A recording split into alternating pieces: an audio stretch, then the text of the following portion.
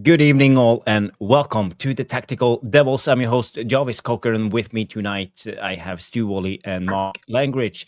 It's Monday night, it's Jarvis's Corner, and tonight we will delve into the latest. Sesko is apparently injured. He's jarred his knee, will be out, I don't know. We don't know any details yet, but maybe 4 to 5 weeks, according to Mr. Woolley. And in this occasion, we have to talk about what will United do. What will Amorim do? Will he choose Zirkzee as the replacement and start playing Zirkzee? We will go into it. There will be other updates, news, and we will talk about the game. Mark Langridge has a rant about Sesko's performance and other opinions on the game. So, guys, girls, please do us a favor, smash the like and subscribe if this is your first time on the Tactical Devils. We will see you after the intro. So, see you in a second.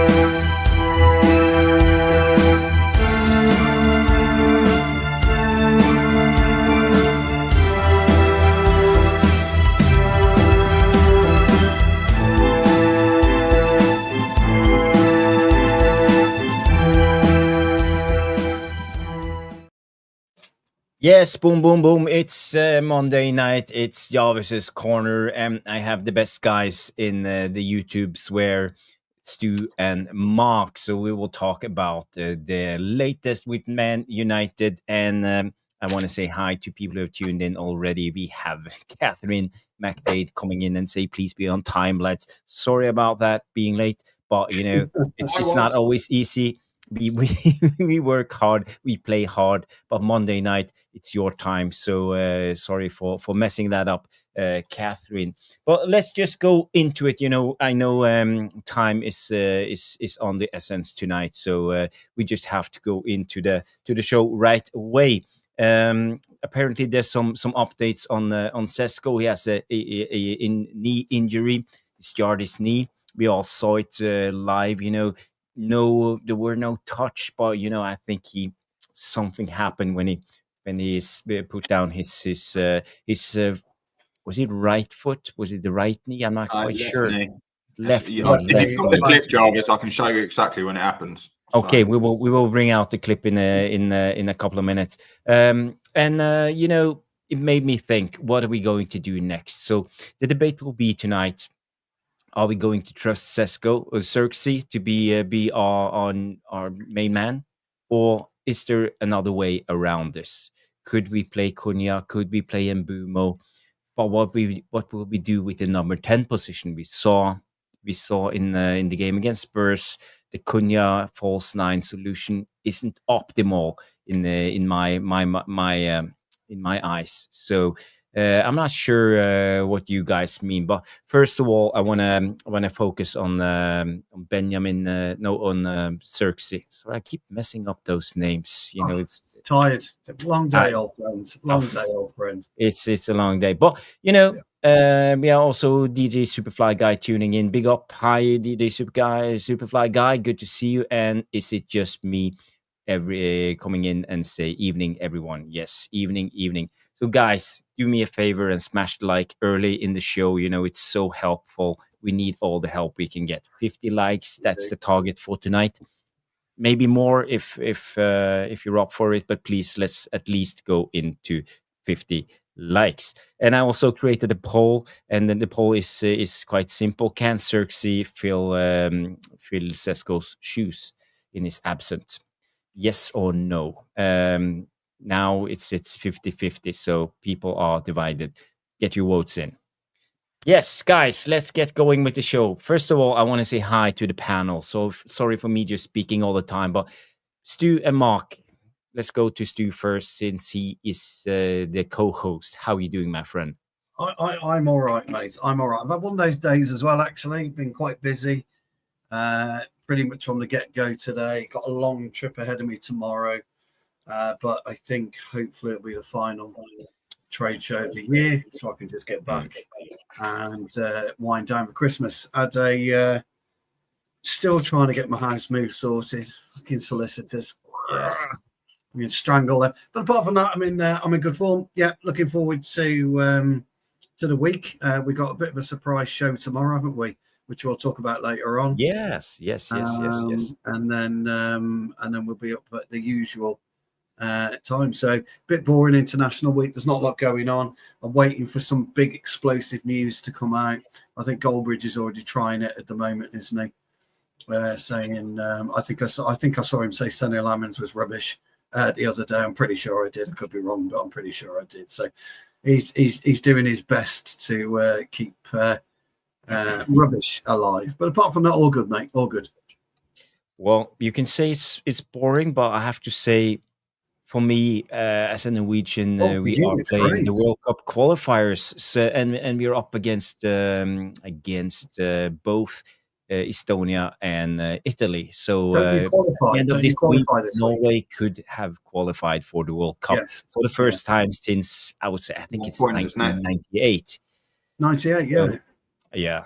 So, it will be quite interesting. Big one for you. Maybe I will do a watch along on the Norway game if possible. So when do you play? Do you play tomorrow, Wednesday? We play Wednesday, I think, Estonia, and then we have Italy away. So that will be the decisive game, I believe. Well, will be interesting to see. But Haaland is pouring in goals right, left, and center at the moment. So I think we will be fine. But I'm a bit nervous. Yeah. Yes. Mark. Don't be nervous. You'll be fine. Yeah. Had a good weekend, so I'm raring to go. It wasn't all doom and gloom for once. United's results are starting to show growth, should we say? A few weeks ago, we beat a really shit Sunderland side because they'd just been promoted. That win's now looking like the only team at the top of the league capable of beating them. Well, We dropped points last year to Brighton. We dropped points last year to Forest, and we're picking up points. So Brentford's beating everyone. So some of our results are really proving that actually we're in amongst the big boys right now. We are. We're generally above Liverpool, which is fucking hilarious. And 450 million to emulate Man United. Come on, bring it on. That's what they're doing. And the Scousers are turning into the gift that just keeps on giving this season, aren't they? They're very quiet. Escapade. I mean, I joked, didn't I, last year, Mark, just before you joined me and Jarvis, I joked last year when we beat City that Guardiola was going to complain, he was crying, he was having to go at the ref, you can't do that, and all that kind of stuff. And all of a sudden, Slot's doing, he's just mimicking what I was joking about. It's fucking hilarious. And today they've complained to the BGMOL, which is even more hilarious, irrespective of whether the goal was given or not. It's they are the gift that keeps on giving. Big hi to Mr. B's in the house. I haven't seen you for a couple of weeks. Good to see you again. Big up all the goes. Yeah. Let's get into it, guys. And I also see Mr. Structure Nuradin is in the house. Big up, Nora. I will send you the link. And coming in with a request for you guys, smash the likes. It's very important. But the most important thing is that you guys keep watching, because retention time, people watching, that's the most important thing. And I love to have you in the house, someone who watch the show and contributes. And feel free to leave a comment in the live chat. Always appreciate it, and we will try to be more interactive when we do the show. But first of all, I want to have Mark's opinion on the number 9 situation now, because we know the Sesko injury. There's nothing to do about it. People get injured. It's just one of those. Knee injury is always complicated now. I don't know if the swellings has gone down, if they have done a full scan of the knee, if they even know the the extent of the injury, but I heard Stu mention 5 weeks. Could we maybe see more before he's back in training? And we know when it comes to knee injuries, it's always a difficult injury. It's probably the most difficult injuries when it comes to football. That's a knee injury. So Mark, how do you see the situation with Sesko play itself on? How long will he stay out? Because you have had your share amount of injuries through your footballing career, so you probably know about a lot about this. And also, will this be Zirkzee's chance to step up as the number 9? As for knee injuries, it literally can take nothing. What he's done, you can do stepping off the curb into the road and just catching your heel and and your knee just locks out. And that's what it looked like he done. He just flexed the knee. At the end of the tackle, when you see him stupidly get tackled instead of letting the ball roll across him, as he puts his left foot down, it just jars. It's just got a shudder to it like that. And that was enough. As soon as he did that, he didn't run. He didn't go down, but you could tell. You could, like you said, when you've had it, you see it straight away. What did you see? I remember, for example, the Zlatan. You remember the Zlatan injury? He jumped up and he landed on one foot like the pelican, or what's the name? Well, and you could see his knee just bent the wrong way. No, it doesn't even need to do that. You've got the clip. If you go right to the very last 2 seconds of the clip after the tackle, as he's like rolling out the tackle, if you like, he doesn't go to the ground. He puts his foot down and the knee just flexes back ever so slightly. And there's a weight through the knee, but no movement in the leg. Stu, you know what I mean? When you land straight-legged. You go up for a header, Jarvis, and you land straight-legged. Someone nudges you and you come down, your leg's straight. And it shudders through the body. Normally hurts your back and your spine. But because he was running, it's just, you don't get the upper body movement. So it just goes straight through the knee and it just locks that joint out. And normally the kneecap can catch one of the ligaments or tendons or just bone on bone.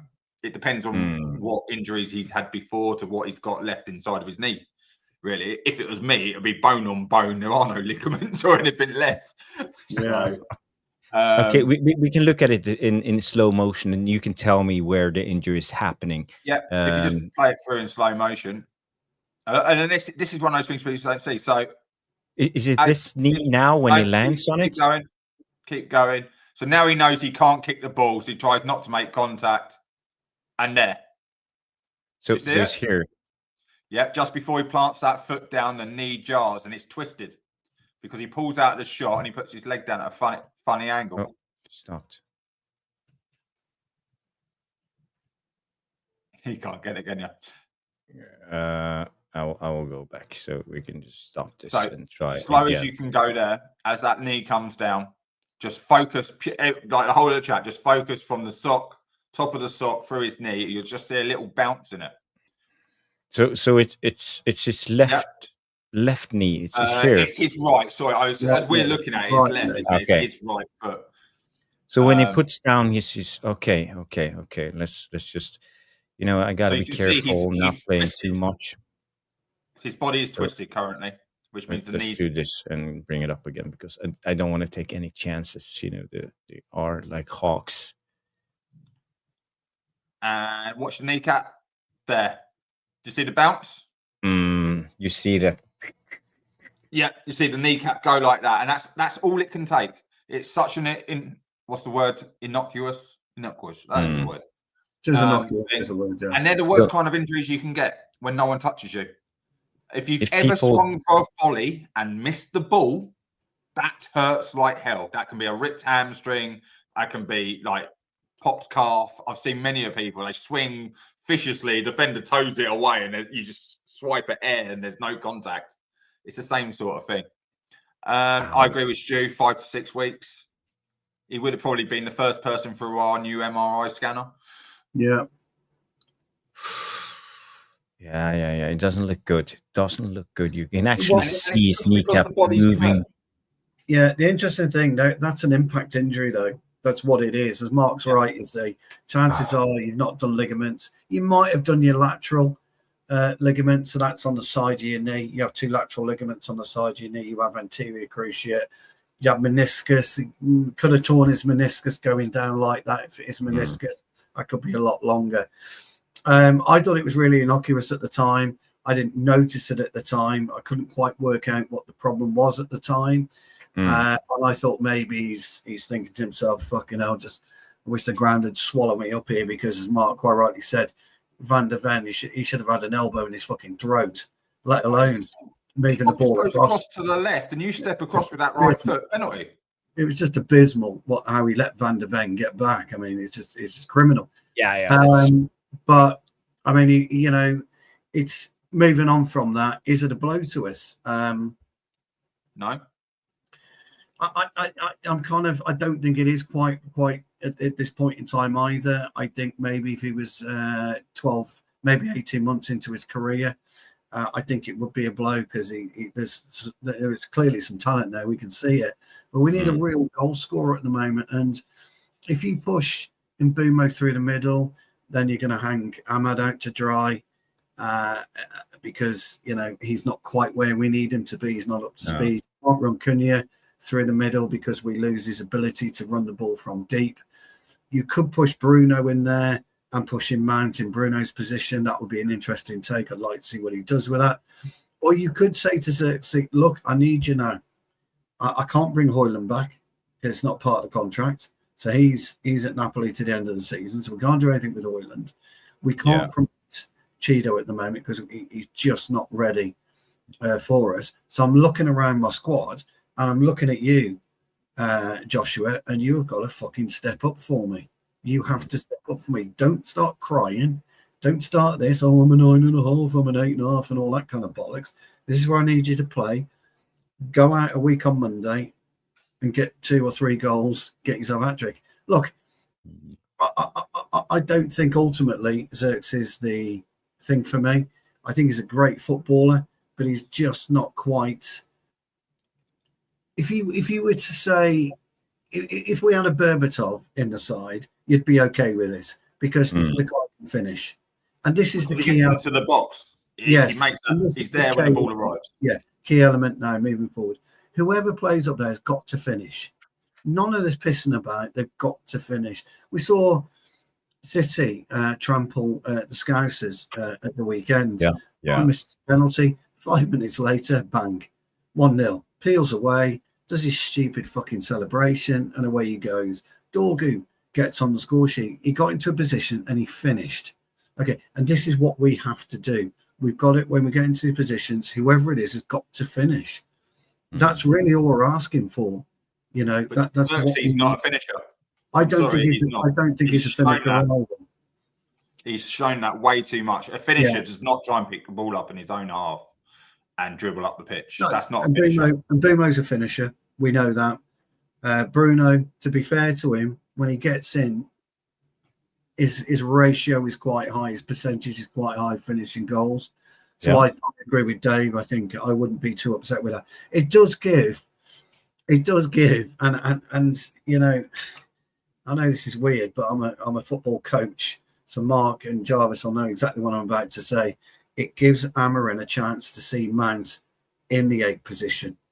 So that he made a statement, didn't he, about Bruno's got to now start looking at and accept rotation from the summer onwards.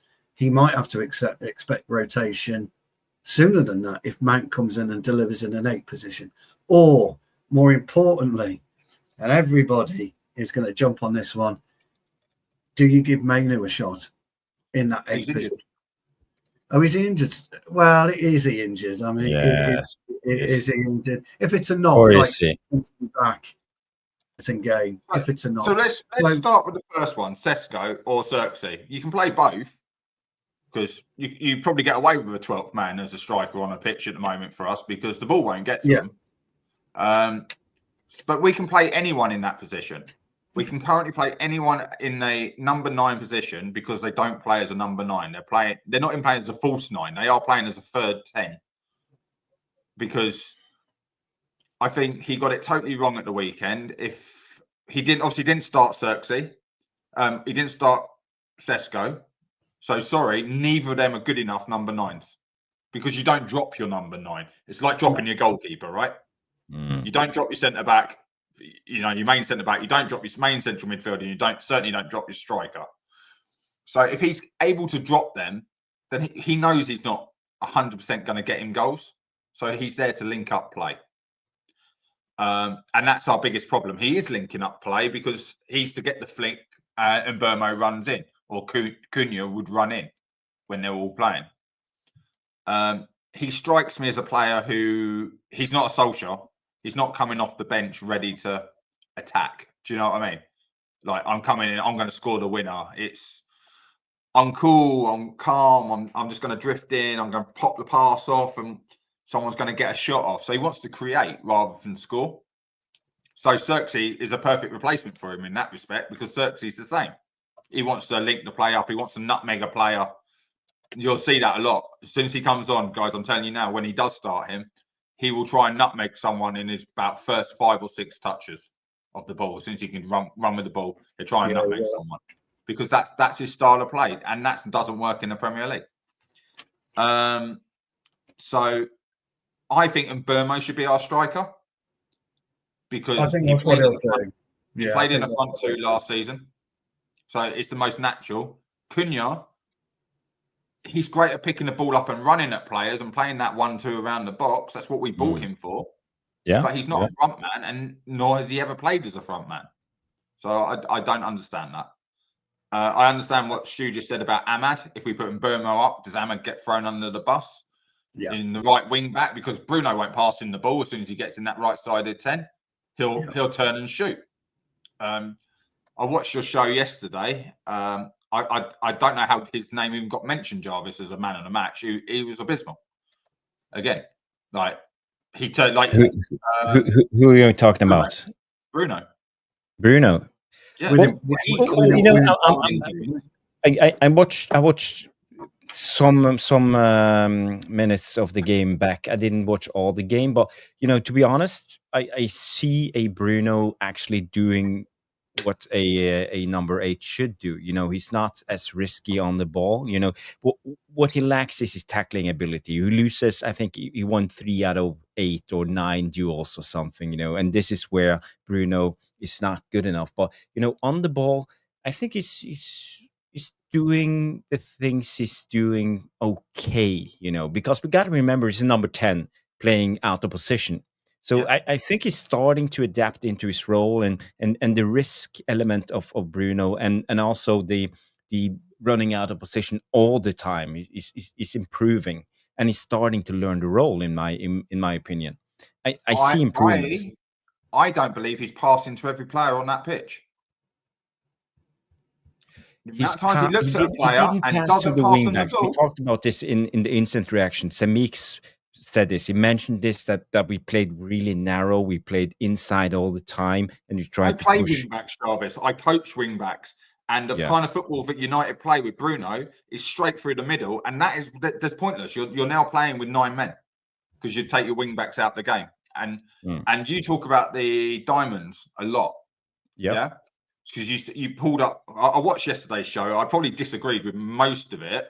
But not just from a footballing point of view. Do you know what I mean? Not like you're wrong, I'm right. Like I saw it this way. So Dorgu, you said he's facing the wrong way.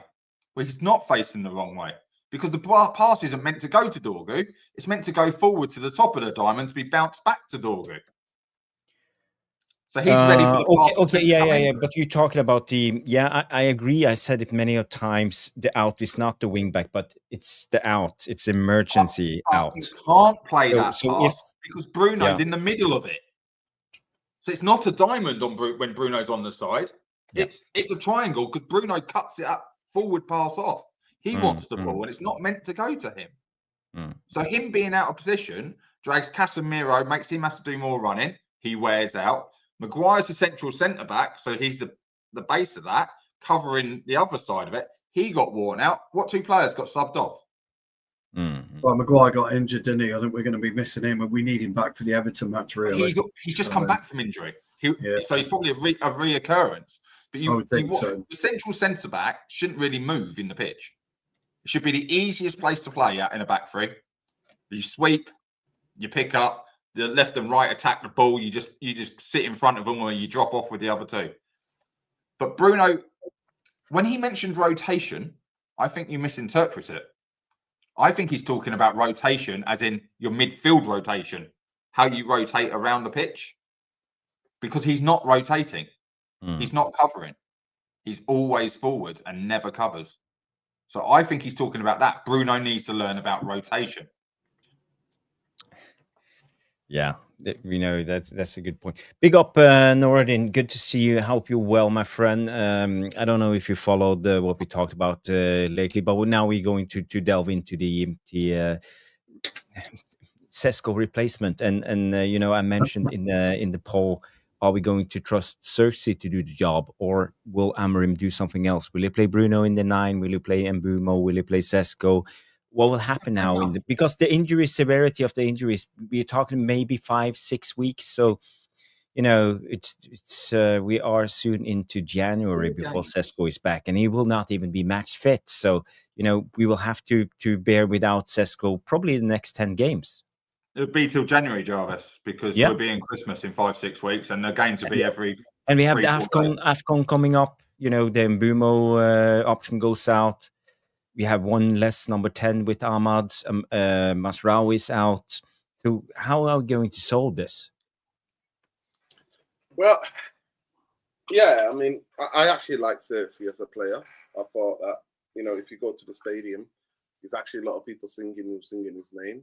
I remember me and you talked about it, Jarvis, that before the match international, it's the only time we actually looked like we were stringing a bit of balls together and keeping the ball up from last season. And then Amorim dropped him, brought back Rasmus, and then what happened. But as a player, I actually like him because he gets on the ball. I did definitely agree with Matt that he loves a little cheeky Meg. I always think, skill is a part of football. You do. If that means that's the quick, easiest way for you to get on with it and to make space or to beat somebody. I like him. I think he's a brilliant footballer. I think he holds up the ball. I think he connects the front players. And I think that he would connect better with Cunha and with Mbeumo.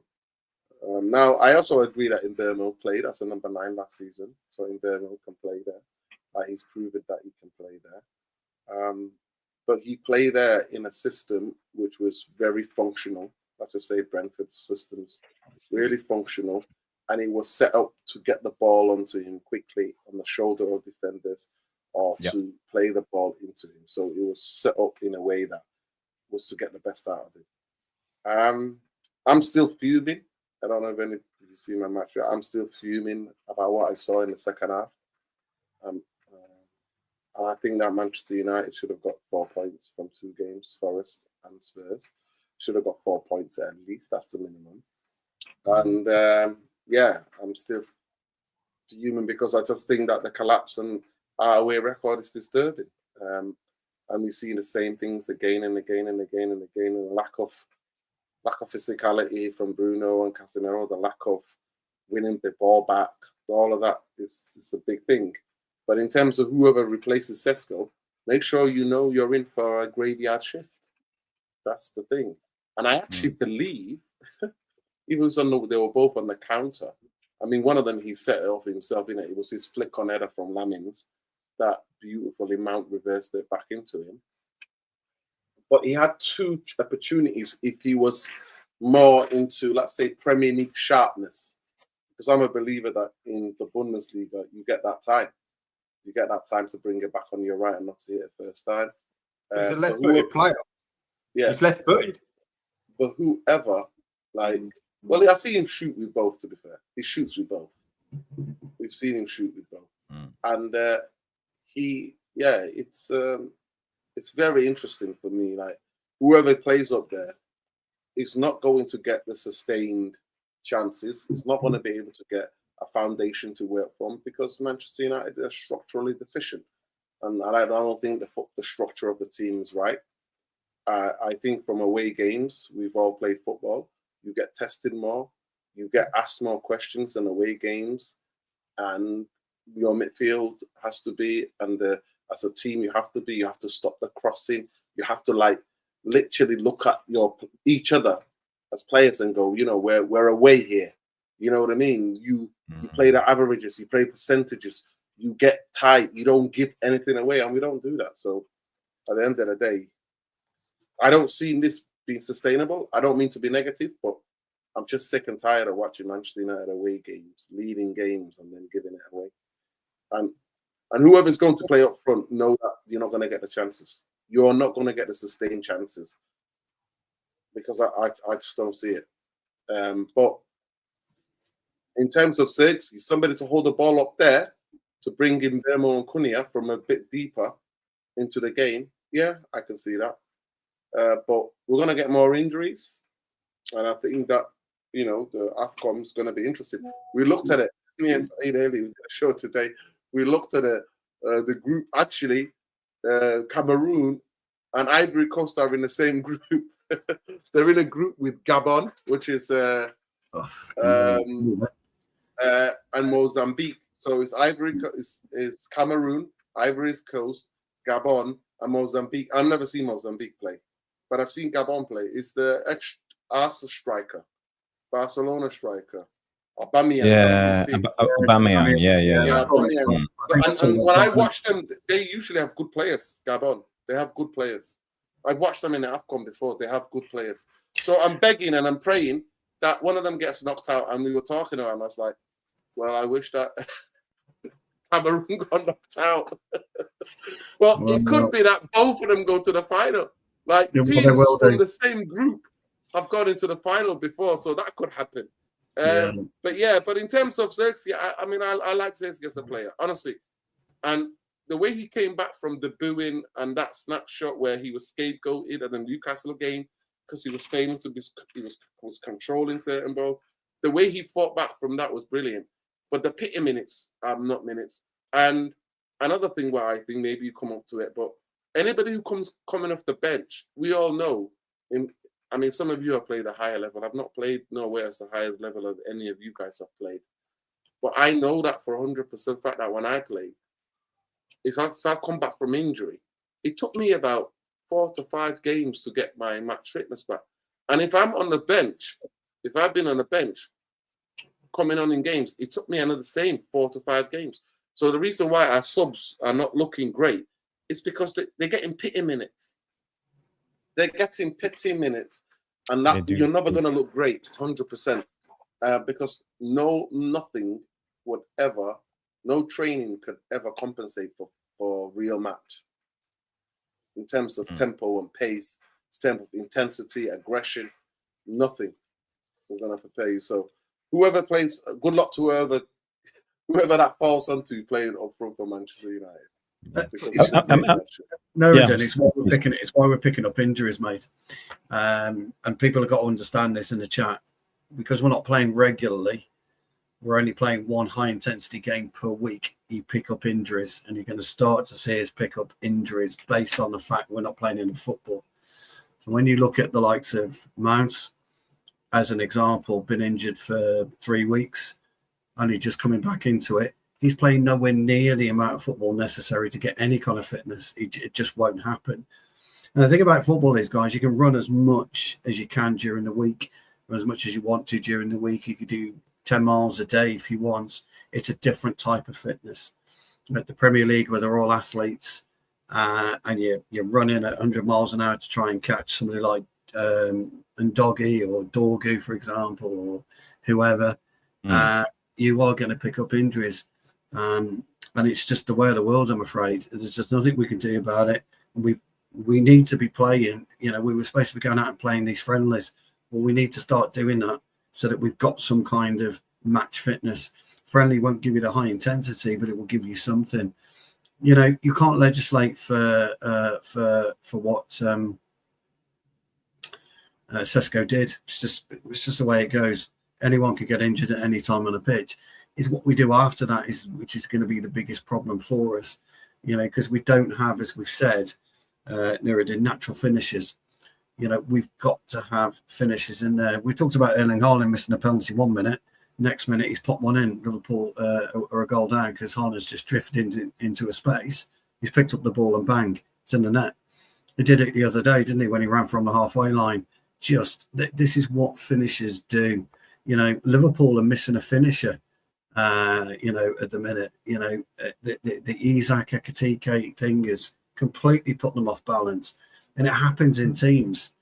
Newcastle, Voldemar is okay, but they can't finish their dinner at the minute. There are teams that are working with their strikers, like Sunderland, for example, which is why they're elevated. Villa at the moment, they've hit a round of fun because they're working with their strikers. They're working in unison. We've never worked in unison. We haven't worked in unison with our strikers for the last 5 years. We really haven't. We've had no direct link-up play between us and our number 9, whoever our number 9 is. And so it will happen again. So Amorim's decision and his challenge will be, if we are going to play with a rotated 3 then, which it looks like he'll have to, because, we're more mobile than aerial, then he's going to have to pick the right 3. If he does push Bruno up as a 9, he's got to make sure the 8 is filled at a really, at a really solid level. So, as I said before, it's very, very easy. You will get injuries. It's just life. You can't be overplayed now, but you can be underplayed, and that's the problem. The problem is we're underplayed. So you're obviously not aware of this rule. Listen, I heard you say this. You realise that we can at least play 3 first-team players in the under-21s. We can, yeah, but we don't. We never have done. We can. I don't know. So there's your criticism. There are chances to get your minutes, and we're not using them. The destruction of reserve team football in England destroyed squads. Yeah, they won't do it. If you're Mason Mount, you're not going to play on. So these players coming back from injury, go fucking play in the 21s. You demand it. Gaffer, I need the minutes. I need to play. No, sorry. But it's not even high intensity. It's a training match. Yeah, so it's still minutes. It's on heavy, and it'll be on crap pitches. So it's on heavy ground. It's good for the legs. Yeah. But somebody, Matt, could you explain a little bit like why they got rid of reserves football? Because that was how you got fit players. Money. What was it? What was the big thing? So that was the best way to get players fit. You play them on the reserves on a Tuesday or a Wednesday night to get them back into much speed and everything else. So they introduced they took your YTS away and introduced under-18s football, and you still had reserve team football originally. And then 18s were being released and not even getting into reserve teams because the reserve teams was just a way to hold more first team players. So then they brought in the rule that you're only allowed 25-man squads, and then the rest can be made up of players 21 or under, to make up those spare places. Like, if you look at our squad, we haven't named all of our youngsters. Like, I don't think Frakes was even named as in our starting Premier League 25. Yeah, he was on the bench. So that's how you can bring them through. But by having the 21s, they play now in whatever it's called this year, trophy with the National League and Div 2 teams. And it's just a money spinner to get people in grounds at lower things, at the lower level. Oh, Man United are bringing their under 21s to play. Yeah. The biggest problem was international football. That was the biggest problem for the dissipation of the reserve team was international football. So you had under-17 World Cup, under-18 World Cup, blah, blah, blah. Mark's right about the under-21s. Then I think there was an under-23s at one point as well. If you have one or the other. It's the same thing. It's the same thing. They're playing all the same thing. But ultimately, the international tournaments, the World Cup, the Euros, which we were really good at, and the FA changed the way that they wanted clubs to focus because they wanted to be successful. And they wanted, in fact, I'll tell you where this all came about. If you want the honest truth, Germany. 2002. Correct. When you look at what the German national side did, they promoted their under-21s as a job lot to the senior. And that's the first time any team had done it. And it's because... And now they have to play through the age ranks. Until they played the 21s, they can't go into the national team. They can play both. Yeah. They can play both, but yeah.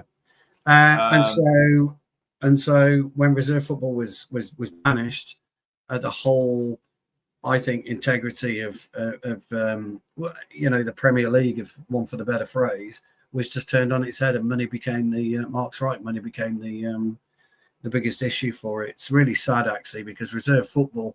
You've had Liverpool. But we would all go to watch reserve football at Old Trafford. I would go. Yeah, because Steven Gerrard might have turned up. Money. Yeah, Jamie Carragher. I remember one Liverpool team at Old Trafford reserves. Carragher, Gerrard. Who was the goalkeeper at the time? The Dutch. What was the keeper's name? The one who couldn't catch a thing. Yeah, he couldn't catch fuck all, but him anyway. And there was no, not Keller. It was no, not Kelleher. No, Another K, wasn't it? No. Yeah, he got anyway. Him, the goalkeeper. They got a fucking left back, and they were playing. Carriers, something like that. Yeah, but they, and that's what they did.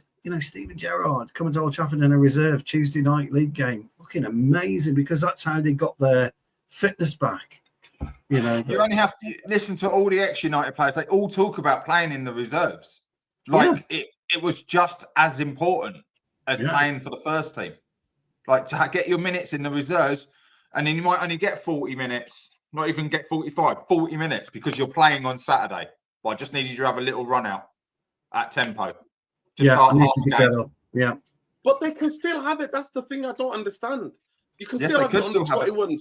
You can still have your under 18s. You could have all that, but you can also have the first team reserves. So those who've not played on a Saturday can play against, let's say, Sunderland's, whoever, and play.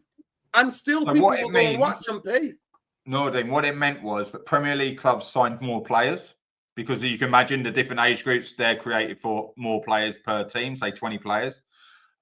If you were to then reintroduce the reserve league, heaven forbid they have a good idea like that, you'd get a mixture of, they'd have to increase the 25-man squad. So then each club can sign more, the wage bill goes up, sustainability has to change. But then there is a written rule where in the 21s, if you are in the squad, not playing, but you're just in the squad on a, say, Monday night, say Man United are playing on a Monday night, 21s, until the following Tuesday, they're not eligible to play for the first team. They have to wait 7 days to play for the first team. Now, that's a stupid rule, right? We can all go, hang on, why can't they play a game on a Monday and then the following Saturday? Don't know. No one actually knows why this rule exists, but it does exist. Once you're named in the squad. So you might not even get on as a sub. You cannot play. Something to do with like player safety of young players or protecting them. Well, that's fine. It was safeguarding. You sub, can't you play? You've hit the nail on the head, Nuradin. It's all to do with safeguarding. It really is. Our JJ Gabriel lad, completely, he's 14/15. If he's within adults, he has to have a supervisor with him. Yep. He's got to be supervised. No, he has to get changed in a separate thing on his own. How old is JJ now? It's 14/15. Is 14 or is he 15? Well, either way, he has to be. If he's below 16, he needs. Yeah, even at 15. Even at 15, he needs to be in school year 11 to play for the under 18s. Yeah, so he's got to be safeguarded. I had a 15-year-old playing for me last year. So. Yeah. No, he has to be safeguarded, and it's just part of the problem. But football shouldn't be any different, really, though, to everyday life. You want to safeguard children because ultimately, at 15, 14, he's a child still. So he needs safeguarding. Same guy with Arsenal. I can't remember the Arsenal kid's name. When they take him away, Max Dowman. When they take him away, he has to have his parents have to be on the trip, or he's got to have a legal registered chaperone to go with him. Stu, he's getting changed in the toilet. Yes, that's right. He's not allowed to get changed in the changing room. Yeah, you're not allowed to do it. It's illegal. Yeah. But I see the chat. I could scroll back a bit, but they're all talking about Obi. This is why you won't see Obi, because he's doing good job for the 18s and 21s when they rotate him through the games. He's not ready. It's funny how people say he's not ready for the first team because you're all crying out for him to play last year, and now you're saying he's not ready. But he isn't ready because you can see no matter how big he is for his age, he's still going to get knocked around by a Virgil van Dijk or a Tarkowski or someone like that. A Stu Woolley's just going to slam him to the ground and go, "Get up, little boy." you know, and he's going to get verbal abuse because he's playing in adult football, and that's on the same pitch as me. You're on the same pitch as me. Yeah, exactly right. Yeah, and that's another thing they've got to consider, isn't it? You're absolutely right there. So in this striker, if reserve football was there, he would toughen up and stronger more quicker because he would get used to that. Yeah, but we had no safeguarding issues. There was no safeguarding issues. But I'm with you on that one. I said a couple of years ago, our under-18s need to bulk up, not overly big, but bulk up, get stronger. Under-18s, our first team need to bulk up. I don't like when players bulk up. I don't think it's necessary. You need to do work on your core strength. Don't bulk up. I think that's the road to failure. You know, you're bulking up over 5 years or 6 years. I think a lot of these young players bulk up because they want to look good on Instagram. You know, and that's not how you become a proper footballer. If you look back in the days, they never bulked up. You know, they were strong. All had six pack. Their core muscles were strong, but it's not about having big shoulders or big arms. That's not football. It's about the central gravity. It's about being able to carry yourself. Ronaldo do this? Didn't Ronaldo? We brought him in from Sporting, and he played that first season. It didn't happen over a night. He went away in the summer, and he bulked up over his chest and his arms for the bouncing off the players, the more physical thing. He just bulked up in the areas you need to bulk up. You need to bulk up your bicep and your chest for that, and like you say, your core. Because core stability, you're going to have strong legs. Yeah. You're going to have strong calves. You're a footballer. It's going to come part of it. But you just need to be able to take that blow. Messi, he's actually got quite a broad chest. If you look at him, he's small in stature, 5'7", but because he jumps into the player on contact, actually lifts the floor so he can land back on both feet. If he was too skinny, they'd still send him flying. So he has to put a weight on. The average weight is about 12.5, 13 stone for about 6 foot. I'd say roughly a footballer. Yeah, these top athletes, and their body is their temple. That's their product, what they're working with. And you know, I wouldn't take the chance if I was a youngster to bulk up. If I was a really good footballer, great with balance, great with. But you've got to be 15 stone, Jarvis. To play in the Premier League, you've got to be 15 stone. Pirlo wasn't 15 stone. Modric wasn't 15 stone. There's so many players, you know. Modric wasn't playing today.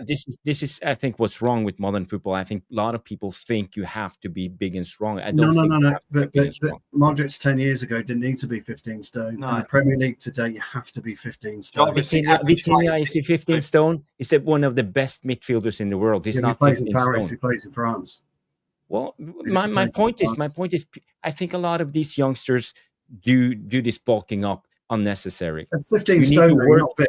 You're not big at 15 stone, mate. I'm 14 stone, 13.8, and I'm not huge by any stretch of the imagination.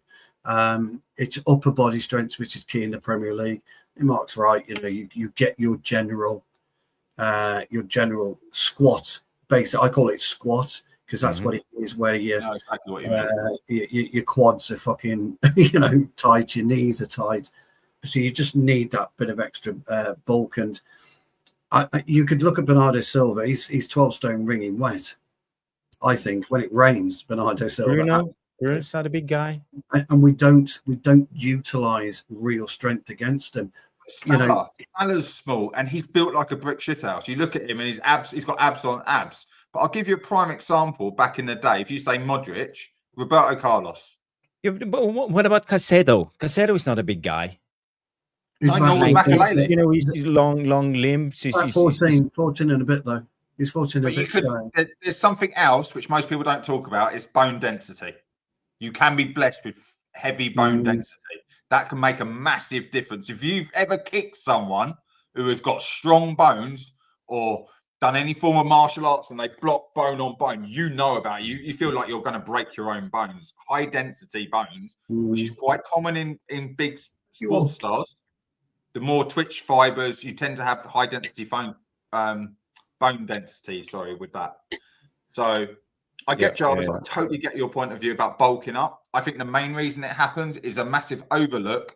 What else am I meant to do if I'm a young footballer? I'm not allowed to leave the house. But bulking up's not really. So I'm just going to keep working out. I'm Yeah, It's just for going to keep working. Instagram, you know. They put out their pictures of them working out But in the you've gym. got- At you've got to Instagram, go they on get 1 metabolism. million likes, and you know, they You have to look at your metabolism, but you need to can't go be out- between 14 and 15 in the Premier League. You're right. Metabolism. You can't go out and eat what you like. You can't go out and drink what you like. You can't go out and see who you like.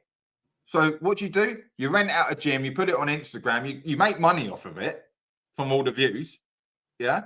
Because Man United is giving you an extra couple of million viewerships right. on your Instagram account, like we do anyone we sign.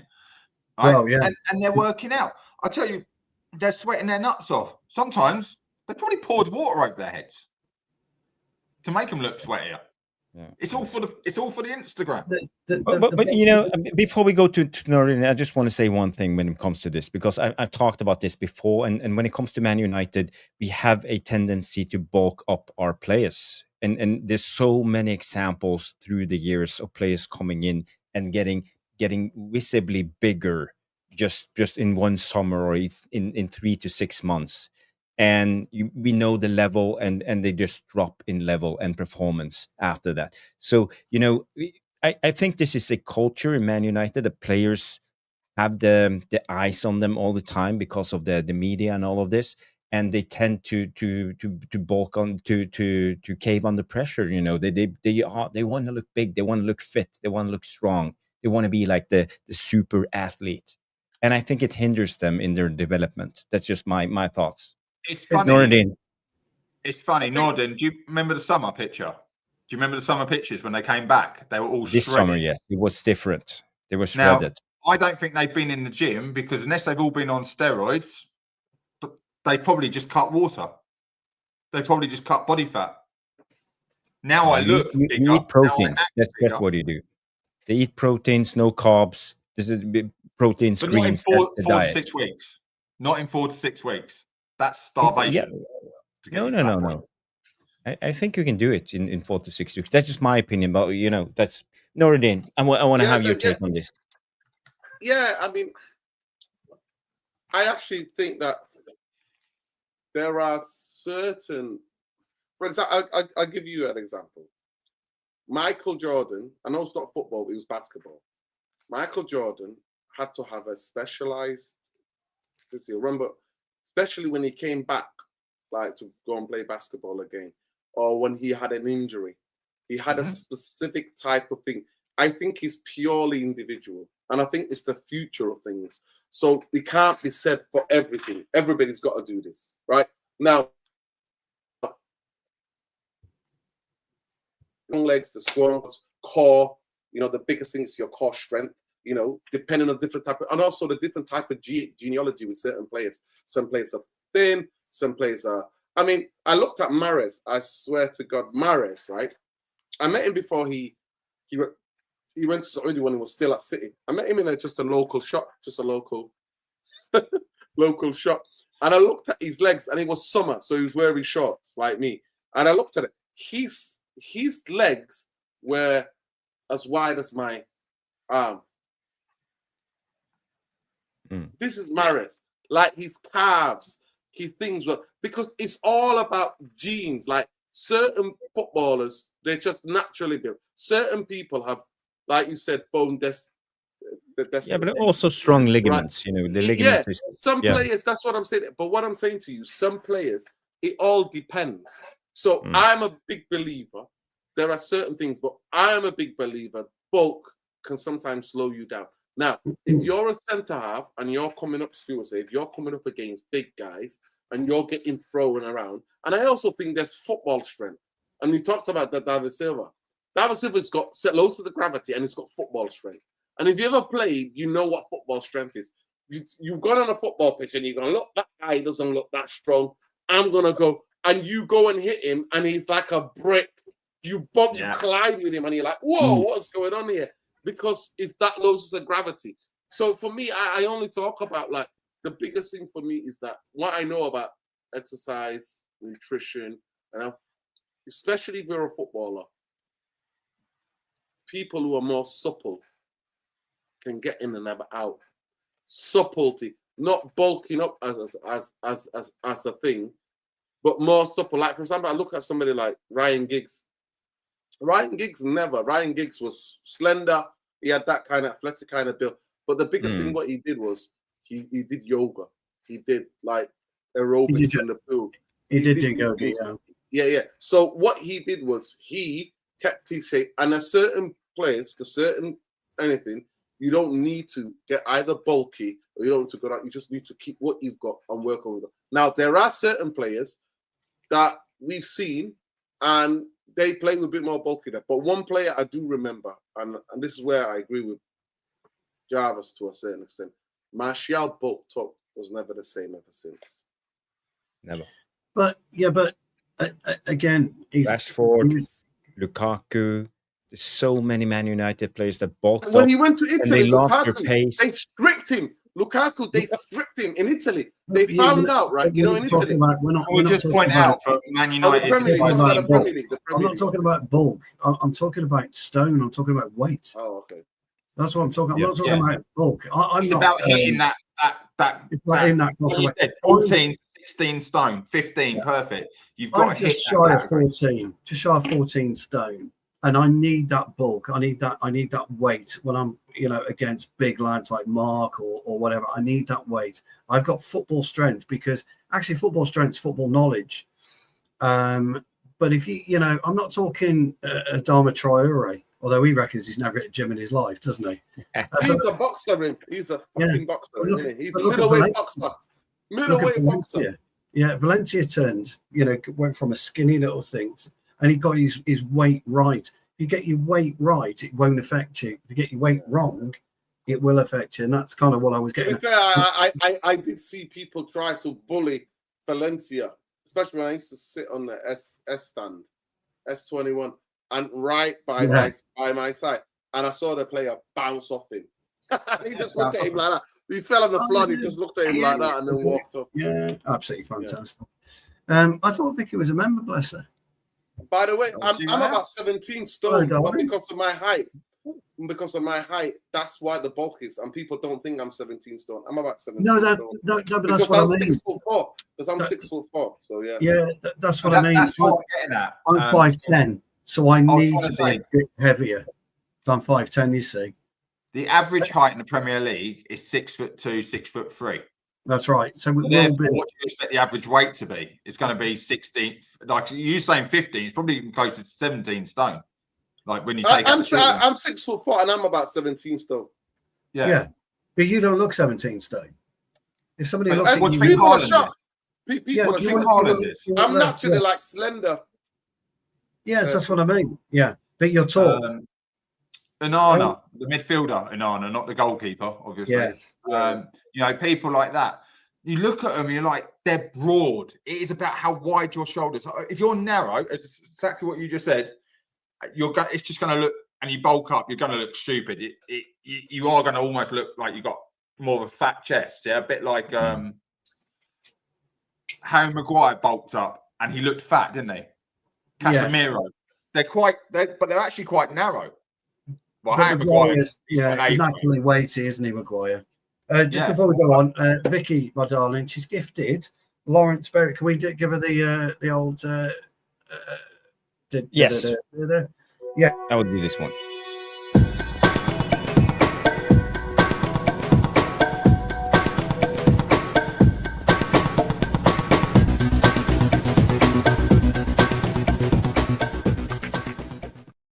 Vicky, you beauty. She's gifted a membership to Lawrence Berry. Thank you, my darling. Yes. You are a legend. Lawrence Berry is the new member. Thank you, Vicky. And she's redone her own membership as well. So thank you, my darling. You are a legend. An absolute legend.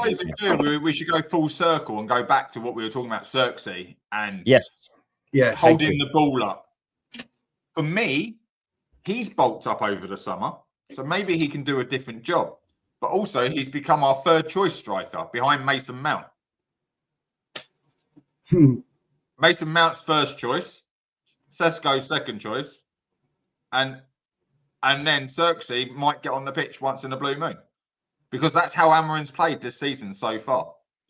So I had a look Yes, at the I saw stats. someone mention saying he would he would rather play Maguire than Zirkzee on top. Something I did say that. Yeah. So Yeah, I've I got did. those stats So true. in front of me. He's played 11 games, scored 2 goals, and has 1 assist. He's played 440 minutes per goal. That's his average, 440 minutes per goal. 18 shots, of which only 8 have been on target. And his XG, surprise, surprise, is 2.74. He's scored 2 goals. So the shots he's getting aren't goal-scoring opportunities. And he's made 1 key pass. And anyone want to remember what that 1 key pass was? The one that put Mbeumo through when he scored against Liverpool, or was it with the flick? Yes. Okay. So his average goals and assists per 90 is sat at 0.27. That's your But are we really going to judge Zirkzee by goals and assists? We said himself when he came in, he's a 9.5, and that's why we signed him. He was signed to fit into Ten Hag's system. The problem now for Zirkzee is how is he going to take this chance? Have he worked on himself? Is he going to transform his game? Is he going to change up? Will he be the guy who will push back the centre backs, bind up the two central, and create space for the number 10s in the half space? But if he would have already been playing in front of Mason Mount. You can't really argue that. You can't, because we know this is time to shine. That's just what I'm trying to say. So I agree, Jarvis. You've got to take your opportunities. That's what football's all about. You've got to sit there, you've got to wait, and you've got to suck lemons until you get a chance to step on the pitch. He came on the pitch against Tottenham, and he cost us a goal at the near post and didn't look interested at all. That's my opinion. That's what I saw with my eyes and how I saw it. He looked disinterested. It was Brighton. Was it Brighton? But yes, you're right. It was Brighton. He never got close to the guy for the header, did he, for their second goal? I actually thought that kid's movement was some world-class movement. I'm not gonna lie. He should have had his arm on him. He should know what he's doing. Yeah, he gets. I don't think he even notices it. He goes on that side of him and then boom, comes out and bang. It was like the best timing I've seen on a header, like in a long time. The movement to go this side and then swerve around this side and then But to me, I think we're not going to know unless he played 4 games in a row or 5 games in a row, because you're not going to get to match fitness. And no one's doing that at the moment unless your name's Bruno Fernandes. Well, there we go. Or Casemiro, who's probably our player of the season so far, is Casemiro this season. If you every game is 60 minutes. I would dispute that. I think it's been Mbeumo, and I think Casemiro can't get out to anybody. I think he uses his positional intelligence to maybe help us defensively, but he can't go get around the pitch and put a tackle on anybody. Neither can Bruno. And I believe the way I see football, that's unsustainable. Playing Bruno and Casemiro in midfield is unsustainable because of the player profiles and the fact that they can't get out and help. We've all played football. It's midfield when you shift across. So whatever they're attacking, you shift across to close down the passes, to give the wing backs or the full backs the help and time, and actually sometimes put a tackle in. We don't do that. We don't do that. And we already know that the tackles are always late, Casemiro, and he gets a yellow card on. He gets he's ration everything that he does. And that's one thing you guys missed. Casemiro is 1 yellow card away from suspension at the same time for the African Nation Cup is likely to happen. So that's another player you'll get. But because he's been sent off, that'll be a 2-game ban, not a 1-game ban, if he gets it this side of Christmas. Everybody's blaming Ugarte. I'm like, yeah, you might not rate Ugarte, but the fact that he's also getting pity minutes, he's not match fit. No, but what I will say there is, if he comes on to replace Casemiro, was he doing what Casemiro was doing? You just said Casemiro has been sitting and moving sideways and doing that movement, yet he's sprinting forward and trying to get forward in front of Bruno. So he was not playing the role the same way as a player he's coming on for. That's probably our biggest problem. Dalot didn't play like Dorgu. Not match for match, yeah. It's not like for like. Literally, if like you're playing in a system, the player that comes on has got to play the same way, right? Unless you're changing the system and going on the attack. But he came on and we conceded 2 goals because he was out of position. Because he's trying to press, and that's not his job. Because it's not Casemiro's job, so it can't be his job. We don't know instructions, but I'm looking at what player A did and then player B did, and I'm going, why are they not doing the same thing? Why was Ahmad not doing the same thing as Mazraoui? Why does Delo not do the same thing as Dorgu when they go to their wing-back positions? Why was Mbeumo not dropping in and chasing back like Cunha was doing? Rotating with Bruno. But Mark, this is the recruitment. You know, we're not signing player profiles in the right. You know, we're not doing as, for example, Liverpool. They are going to replace Robertson and they sign Kirkes, and you know they are similar profile of players, so you can swap them like for like. And also Liverpool did the same with Tsimikas and Robertson at the time when they signed him first. So bigger clubs or better club, not bigger clubs. That's the wrong word. Sorry, but better clubs at the moment in the last couple of years. Bigger clubs they're bigger than them because they're successful now and we're not. They have a plan with everything, and this is us. You know, we signed Zirkzee 9.5, and then we sacked the manager, and then we bring in another profile, 60 million down the drain, 50 million down the drain, 70 million down the drain, and I have to say, Zirkzee was the most expensive signing this summer. We brought him in, and Sesko. Yeah, you're right. Is he the right profile, you know, for Man United at the moment? 100% not.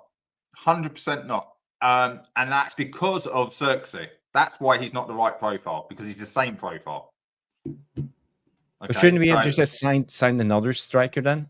We needed an out-and-out number 9. Get in the box, give me the ball. I'm going to batter someone and shoot. All I care about, I don't care about link-up play. I care about shooting.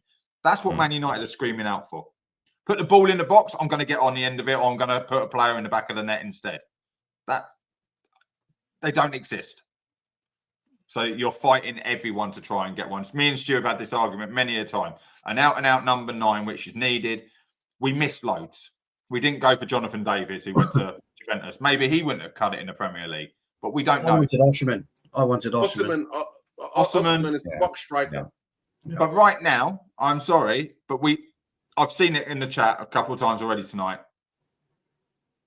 What have we upgraded Rasmus? We're 11 games in for Zirkzee. Have we upgraded Rasmus? Has he given us more goals and assists than what Rasmus gave us in 11 games last season? Well, when it comes to hold-up play, we have upgraded 100%. We have upgraded Rasmus. We couldn't hold up the ball, so this is where Sesko comes in. He can hold up the ball. He can link play. He can win headers. You know, Rasmus. He was WWF. So we signed a midfielder then, Jarvis.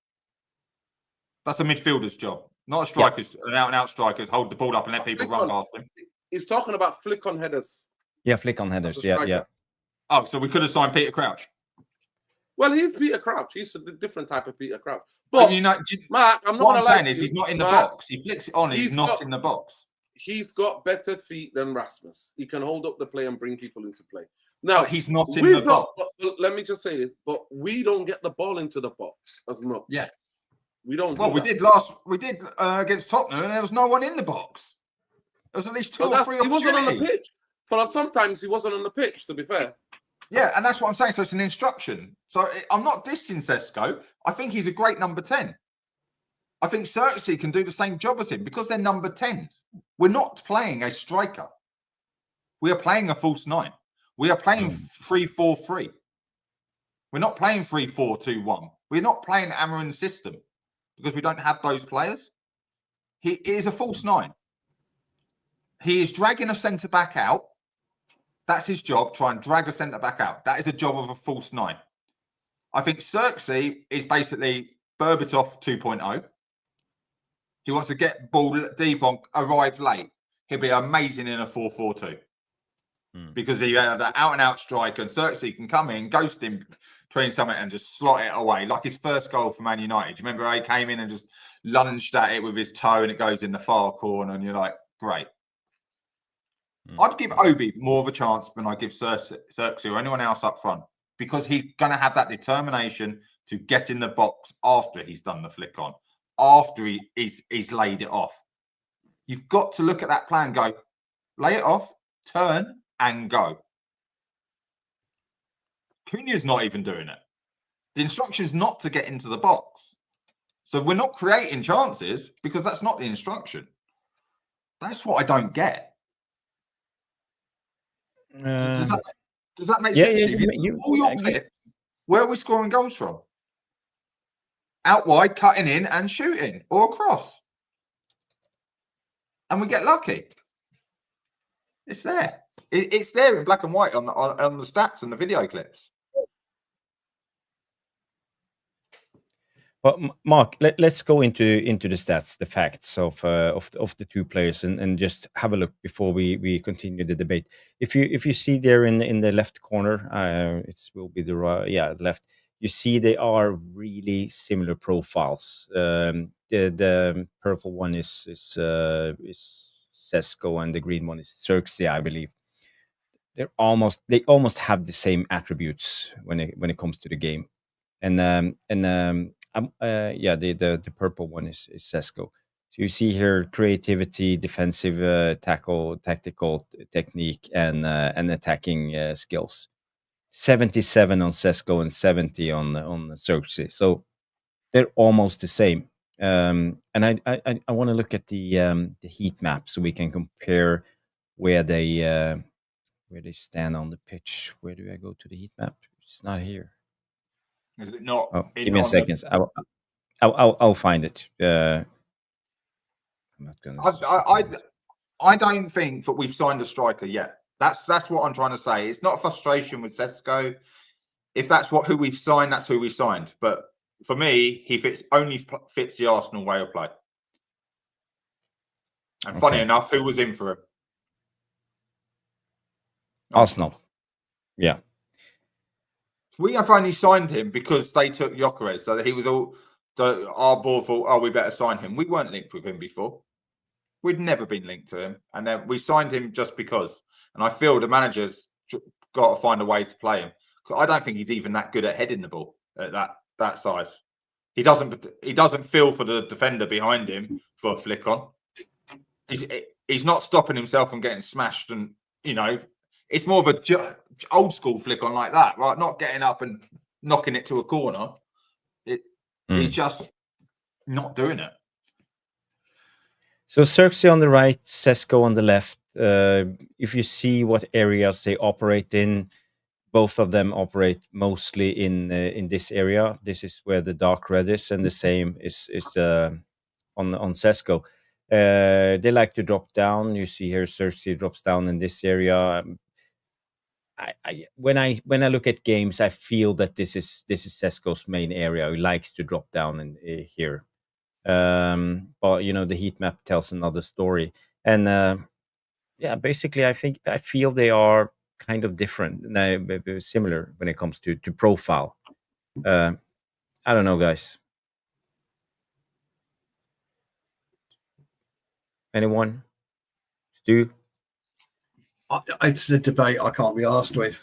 I'll be honest with you. It's the most. What's that? Sorry, Jarvis. I missed that. It's a debate of. It just doesn't. Well, get my point is, and what Mark is actually saying, you don't cherish Sesko because he's a number 10, basically.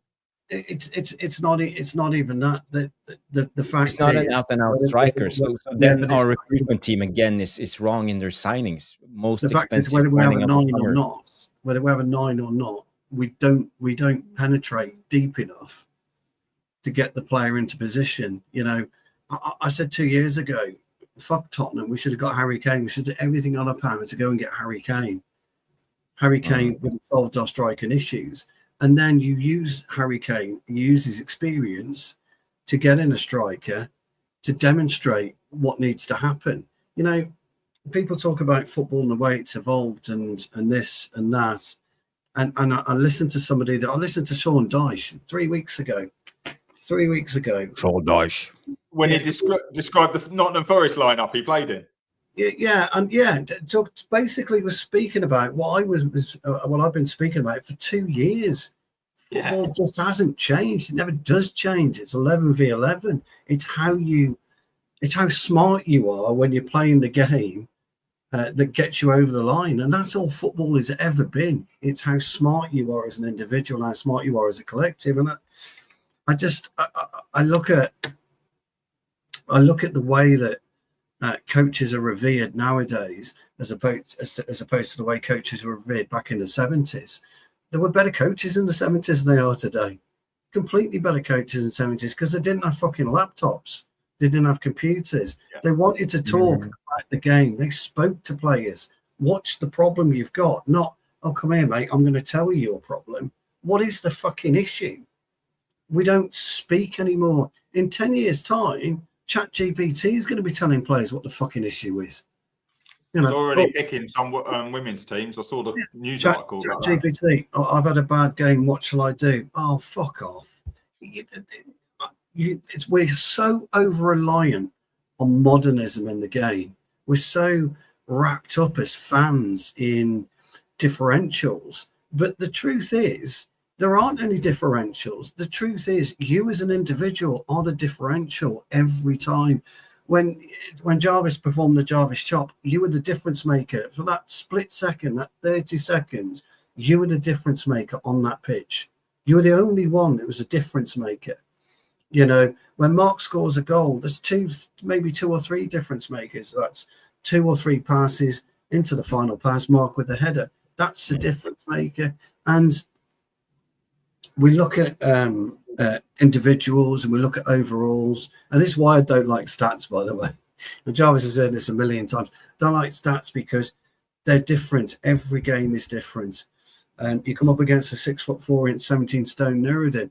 I'm looking at him now thinking, oh, that'd be quite an interesting game. Then I'm thinking 6'4", 17 stone. Fuck, I'd have to completely change the way I approached him because he's bigger than me, he's taller than me. So I've got to completely change.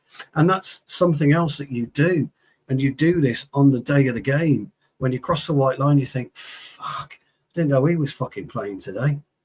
Yeah, and he's foaming at the mouth and you're thinking, shit, he's up for it. So it's down to me to change. And so the thing where we are, our problem has been, and Jarvis, you're right, and Mark's right, and Nuradin's right, everybody's right. Because there is no wrong answer to this. So this is the thing, and this is why I think this debate probably has got nowhere to go, because I think everyone's going to put heads on it all the time. We didn't get an out-and-out 9. Whoever that may be, we didn't buy the out-and-out 9 that we should have bought, rather than buy a player to the system. If you are going to change Amorim and you are going to change Guardiola, which is he's done, but Guardiola bought a player to make the change. We need to buy players to make this change. But again, as you quite rightly say, Zirkzee is in because he was supposed to fit Ten Hag's system. Now he doesn't fit anybody's system. So what do you do with it? And the same with Sesko. It's same with Sesko. You know, we were linked with Sesko 2 seasons ago as a 9. And, you know, me and Vicky have been talking about this for ages. Vicky always said he's not a 9. Same as Mark. He's not a 9. And I'm trying to make him into a 9. I'm trying to force him into a 9 in my brain, but he's not doing the 9 work. It's a square pegs round hole all over again when it comes to Man United. Always. I get this a lot. You're right. You can't change someone's natural first thought. There are 2 thoughts in football. I'm either on the attack or I'm on the defence. That is my thought. Am I going forward or am I going back? So Ahmad suffers from this right now. We're trying to get him to a wing back. He's great going forward. He's got everything. But he has to physically go, shit, what do I do to defend? Do I go now? Or he doesn't. He gets the ball and his first thought is, can I take him on? Ahmad, mate, just no, we've got to play around and go out the other side. No, I'm taking him on. Hence the reason, I listened to you guys point this out last 2 weeks, 3 weeks, 4 weeks, why players going to the sidelines saying Ahmad's not doing his job. Because he's not naturally thinking that way. Dorgu's the same. Another, 21, 22, 19, 20, whatever his age is. Like 22, isn't he, Dorgu, I think? 22. he's got one natural thought of what way he wants to play, and you have to learn the other one. That's experience, you know. Roy Keane's goals and Butt and Brian Robson, you stay, I go, and you do the whole thing. Bruno and Casemiro need games together to learn that. It started to come, and now someone's got a little bit overzealous and keeps going forward. Yes. Our rotation up front, you can see Cunha and Mbeumo are super tight together, playing together. But they need the same striker to play off of, or false nine, or whatever you want to call him. But the link pin between I pop the ball into you, you knock it out to me, I'll knock it across, and he finishes. Those sort of drills you do in training. That takes months of games. That's what a proper pre-season is, when you used to play eight or 9 games in pre-season. And, it does and you're take getting months. that link up. But they don't. It does take months, but they don't work on it. They don't work on it now. Stay behind anymore. They don't, because you can't do it. You've got to have 2 hours. So my problem with Zirkzee, my problem with Sesko is they don't want to get in the box. Their first thought is, I want to play the pass. They don't want to finish the pass. Because 9 times out of 10, a striker goes to lay the ball off, and they're already half peeling away, and they play a shit pass. They bounce it off to your right foot when you're left-footed or something like that, because they're starting to turn around to think, I'm going to get in the box on the end of the next ball, play a 1-2, you know, that sort of thing. We're not doing that. We're standing around and watching our passes. It's not clicking because we're thinking about formation still. Yes, guys. I'm looking at the time. I feel I'm a little bit conscious of the time. There are other subjects we have to cover. We spent too much time on this Zirkzee Sesko thing. I just want to bring up some updates. That came out from the one and only Rushmano comes in with this one. He shared this one to me. Let's just bring it up. Quick one around the table. Understand from Florian Plettenberg came out around 9:30 about tonight. Understand Man United remain keen on Elliot Anderson and have registered concrete interest. Make of it what you want. Registered concrete interest. Forest are informed a fee of a region of 100 to 120 million still being demanded. So, you know, are we going to cave? Should we just cough up the money and get in Elliot Anderson? Because for me now, he looks like the perfect midfielders on at the end of the Forest game. I think he was outstanding and bullied our midfield. But do we have that kind of money? And should we, if we have that kind of money, go all in on Elliot Anderson? Quick around the table. Yeah, I mean, I love Elliot. I think he's a fantastic player. Yeah, I like him. He's got that grit, and we've got prior north-east midfielders. Shall I name a couple who became Manchester United legends? Mr. Carrick, Brian Robson. Mr. Carrick. One known as Brian Robson. One known as Bobby Charlton. They were from the northeast. And some people say Michael Carrick, even though I don't put them on the same pedestal as. No, but if we want to go that far, should we just name the last midfielder we signed for Nottingham Forest? Roy Keane. For a British transfer record. Yeah. We had Neil Webb before that for a British transfer record. Remember Webby? Yeah, Neil Webb. Garner played for Nottingham Forest. He was great on loan. Yeah, he was fantastic. He came back and we never gave him the chance. We just hoofed him off to Everton so we could sign somewhere along the line. Yeah, somewhere along the line, you've got to draw a line and say, no, I'm not going to pay 120 million for a footballer. No. I'm not going to pay 80 million for a footballer. I'd say the same for Labour, by the way. I don't want to pay that type of money. No, I don't think Labour's worth that much, but I think Elliot Anderson is a great footballer. Yeah, for 70 million, I would take him. I would take it for 75. And we've got to do that type of business. We can't be doing business at 100 and 120 million. If you've got 200 million to spend, and we're forking out 120 million straight away on Anderson, then where do you go with the rest of the issues that we've got? And we know we're going to need to bring a number 9 in quite clearly on loan. So this Sesko injury has completely muddied the waters on what United's plans would have been in January, because we probably would have got a loan deal or maybe bought a player in January midfield. And it isn't going to be an Anderson, and it isn't going to be a Belaber, and we know that. And it ain't going to be a Stiller. It's Gallagher. Gallagher is the one. He Can will I- be coming. It is Gallagher Gallagher. will come It's in. going to be Gallagher. We're going to guess. Can That's I- my gut feeling.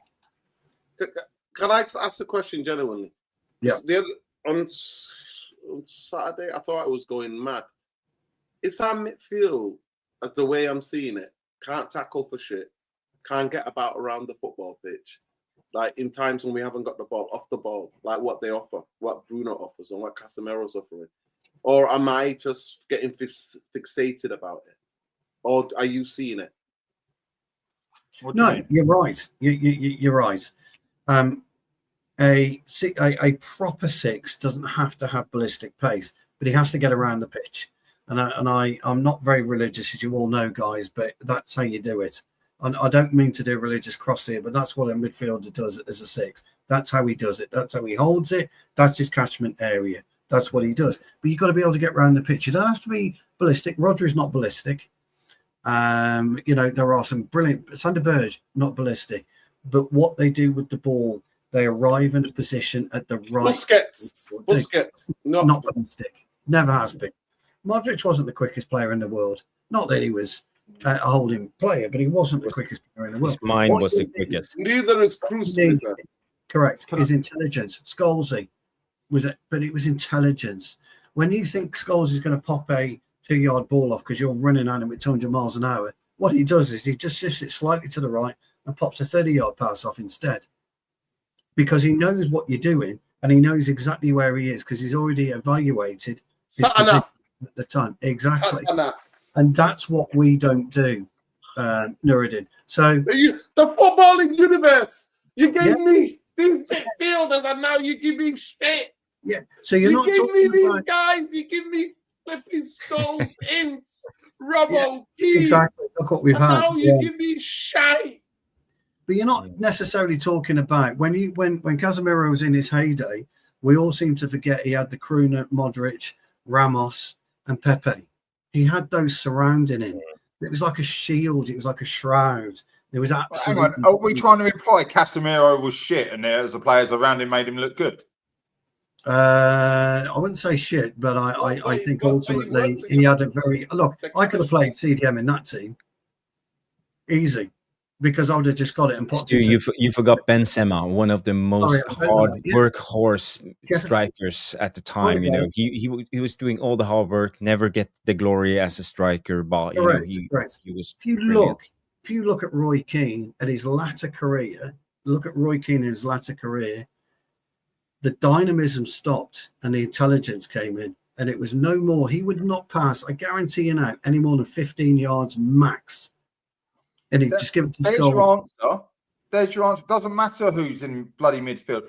We have a team that can't make 10 5-yard passes in a row.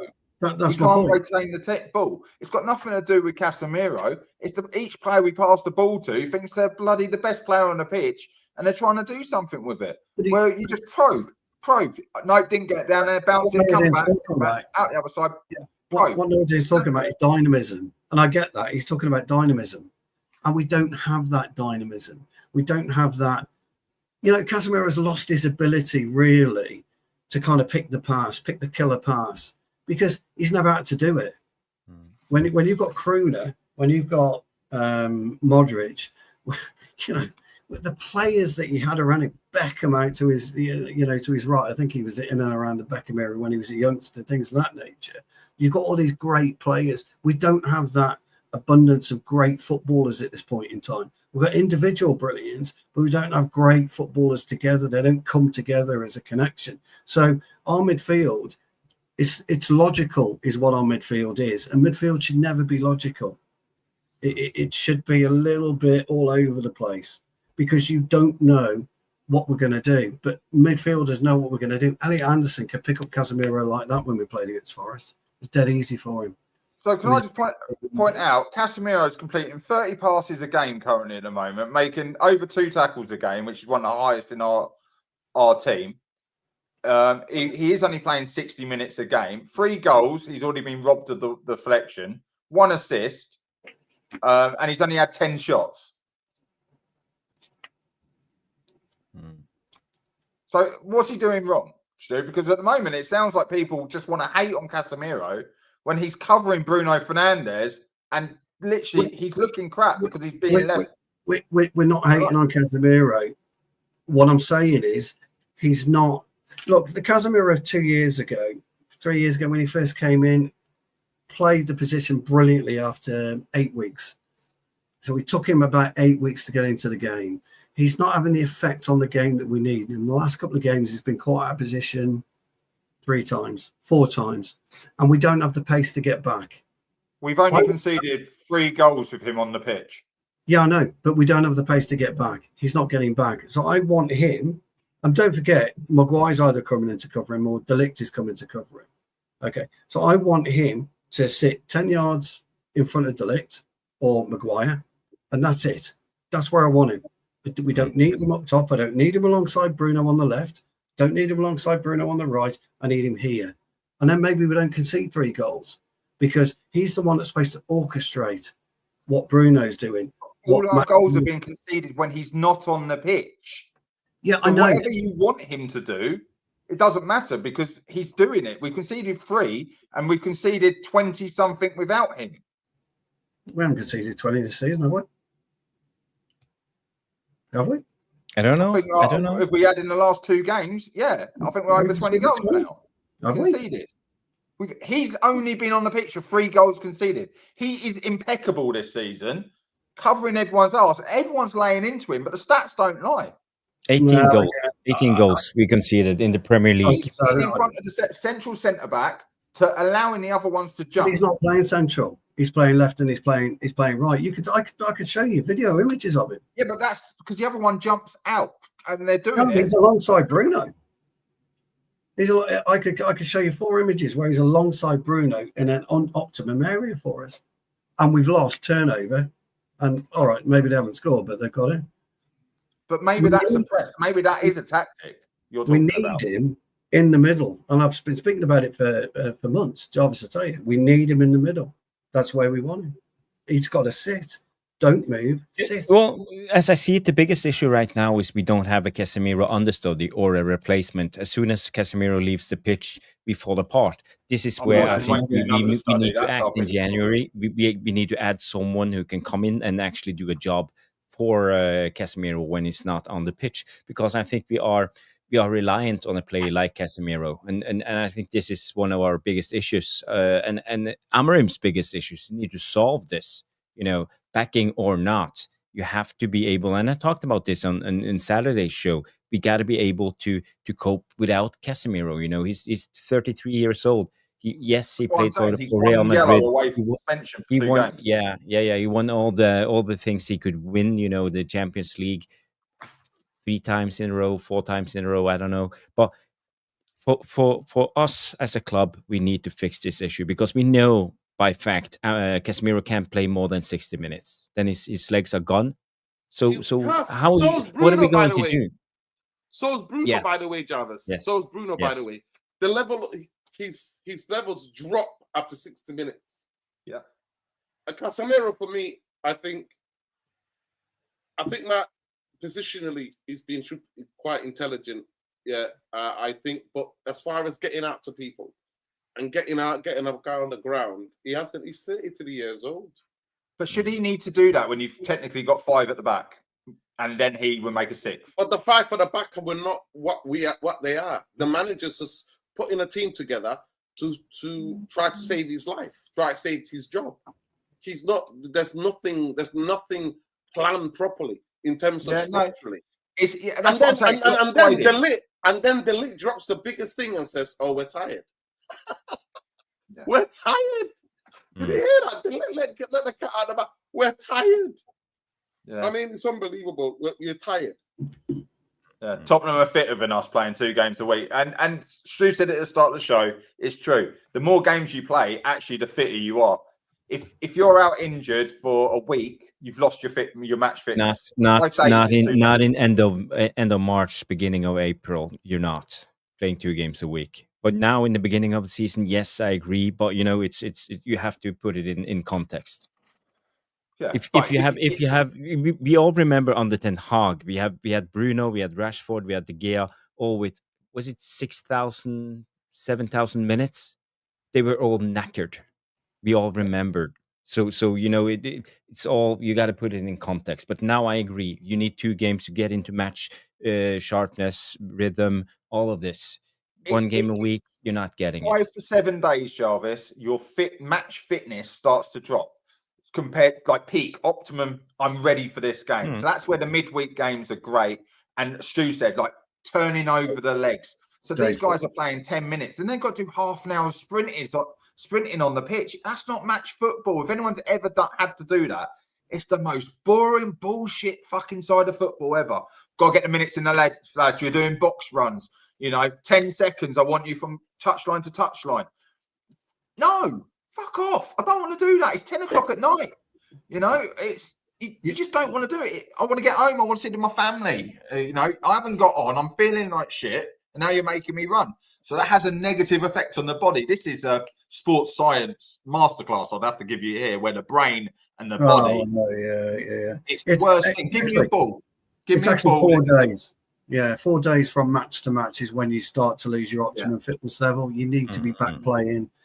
If you play on a Saturday, you need to be back playing on the Wednesday, Thursday, ready for Sunday, and that keeps you ticking over. And the guy, want to do it, and that's why you get injuries. It's happened to me before. I did my quad. I did it because I hadn't played for 2 weeks, and then I went to play a dads v dads match, and I'm chasing a 16-year-old kid. Bang, quad, pop. Never felt pain like it, and I'm out for 3 months. And that's before, I could really get fit. So it's probably 6 months in total before I got real good match fitness back. So we are struggling and with that a bit, really. Stu, before we go, we need to change the subject. Before we go to the Q&A, I have just one more thing I want to add, or a couple of things. This one came out also from Transfers MUFC, Rushmano again. Manchester United are expected to announce a mid-season friendlies in Saudi Arabia in the coming weeks on the subject playing more games. So, yeah, at least we are looking at the problem and trying to find a solution. So I think that's good coming in from Samuel Lockhurst. And also this came out from Graham Bailey tonight. Understand that Man United are aware of the progress being made by Bournemouth's Alex Scott and have been watching him closely this season. And as far as I know, I think he's a box-to-box midfielder, hardworking guy in Bournemouth's midfield. Alex Scott, is this the guy we want to go for? No. Quick, anyone do anyone know anything about Alex Scott? Why are we getting linked with so many one-season wonders? Yeah, I don't know anything about him. The one-season wonders. I want a 27, 28-year-old who's done the business, who can still go box to box. Yeah. I agree, Matt. I agree. I think more experienced guys who've been doing it longer. But I was impressed with him last season. To be fair, he got injured. I think he got a really bad injury last season. And then they missed him for a while. Yeah, they missed him for a while. But he is somebody, but he's coached to the Areola style of play, Jarvis. And think, and most people think that player is going to perform like that in a totally different team like Manchester United. And that football doesn't work like that. It doesn't happen like that. When you get an experience, when you get a super experience, I actually think Sebastian Fon was never given a chance. I think Fergie bottled it in terms of not playing him, not playing a 3. And he did it years later, but we should have started playing a 3. I think we would have been more successful in the Champions League, if you ask me, but that's just me. Because I think why I bring this up because this is a solution for the Casemiro problem we were talking about. 60 minutes. This is a young guy who can come in and plays as a DM, hardworking for Bournemouth under the Iraola system, and he will definitely hold for 90 minutes, and he will give Casemiro the breathers he needs. So maybe this is the thing that Alex Scott can actually come in and save the season for Man United, because we are dependent on Casemiro. So now I think that the task for the club and Amorim is keep Casemiro fit and going for as long as possible, and then bring on Alex Scott. Don't drop in level, see out the game, and then go in the next one. For me, that will be the solution. Jarvis, I saw your show with Samik, your instant review, and I 100% agree with what he said here. Whoever Man United sign, wants to start the matches. There is no understudy. So are we going to drop Casemiro and play Alex Scott, youngster, and piss off Casemiro, who's going, I've been playing all the games and now you're dropping me? Or are we going to Alex Scott in, who promising minutes, and then we piss him off because actually you're not going to get the minutes? But I'm getting 90 minutes at Bournemouth in the Premier League. Yeah, I don't think we're buying. I'm saying all of these players we're being linked with. There is no understudy to Casemiro. Unfortunately, we've missed that boat, like you said, 2 years ago. If you got Casemiro and you're looking to replace him, maybe we should have got a young up-and-coming player in there. For me, Ederson, Atalanta, idolises Casemiro, understudy in the Brazilian national team, perfect replacement. Can learn the Premier League underneath him, dovetailing in and out of the team. Okay, right now we're up shit creek without a paddle. He's so hard to replace because it has to be an out-and-out full-time replacement who actually gets on with Bruno Fernandes in that position because they have to gel. It's so hard to replace in January. But if we wait till the summer, we can't wait till the summer. We can't wait till the summer. But that's what I'm supposed to say. But if we wait till the summer, now we've got to spend 200 million and replace both.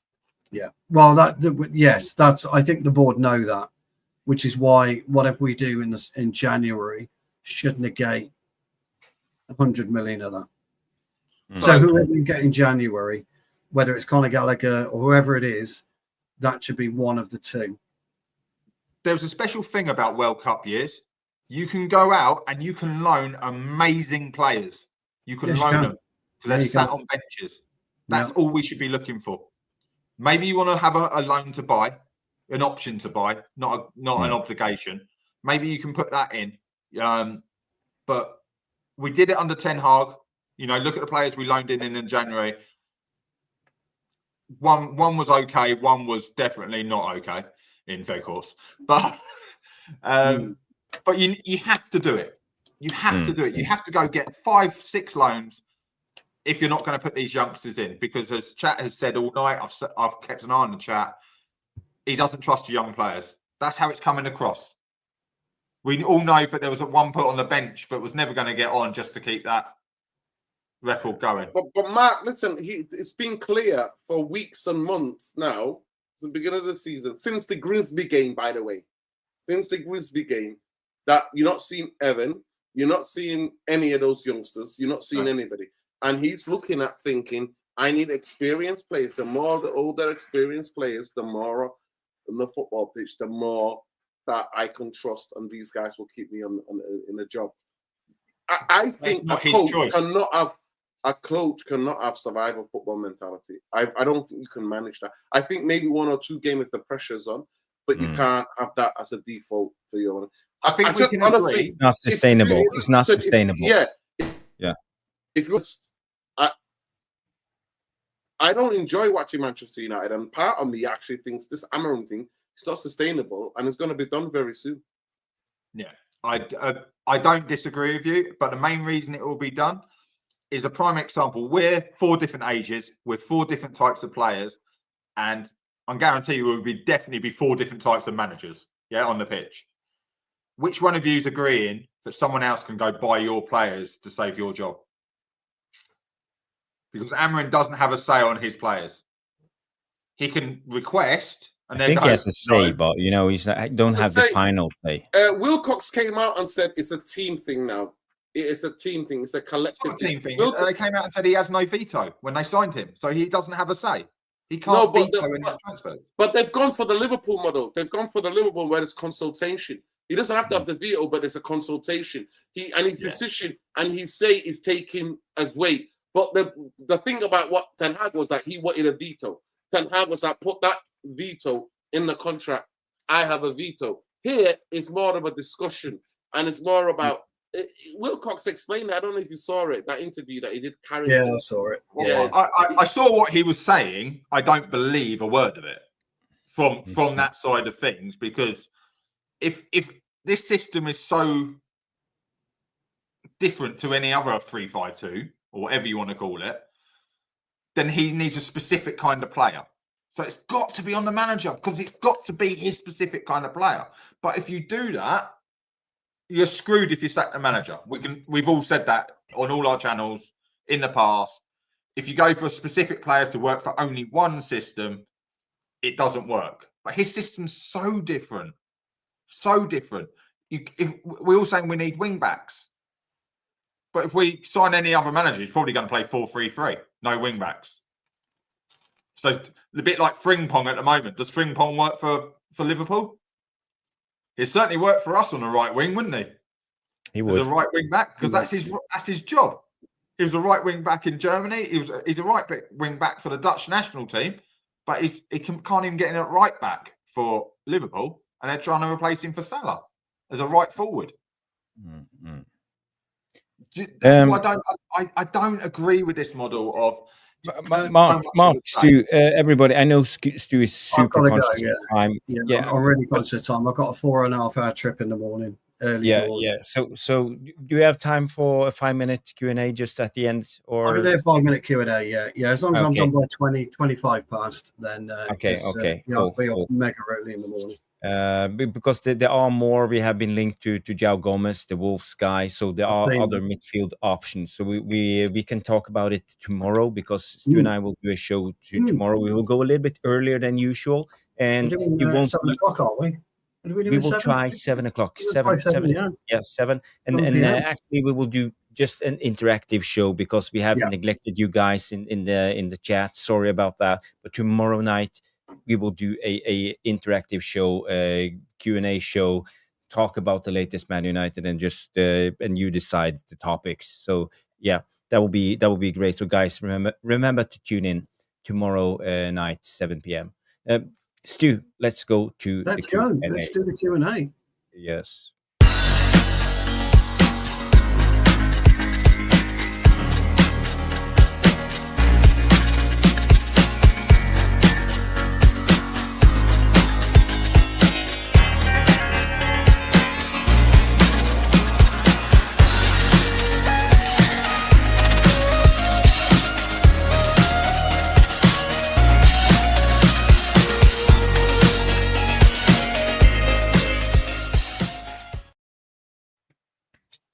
Well, hold on. Let me get into my rightful place.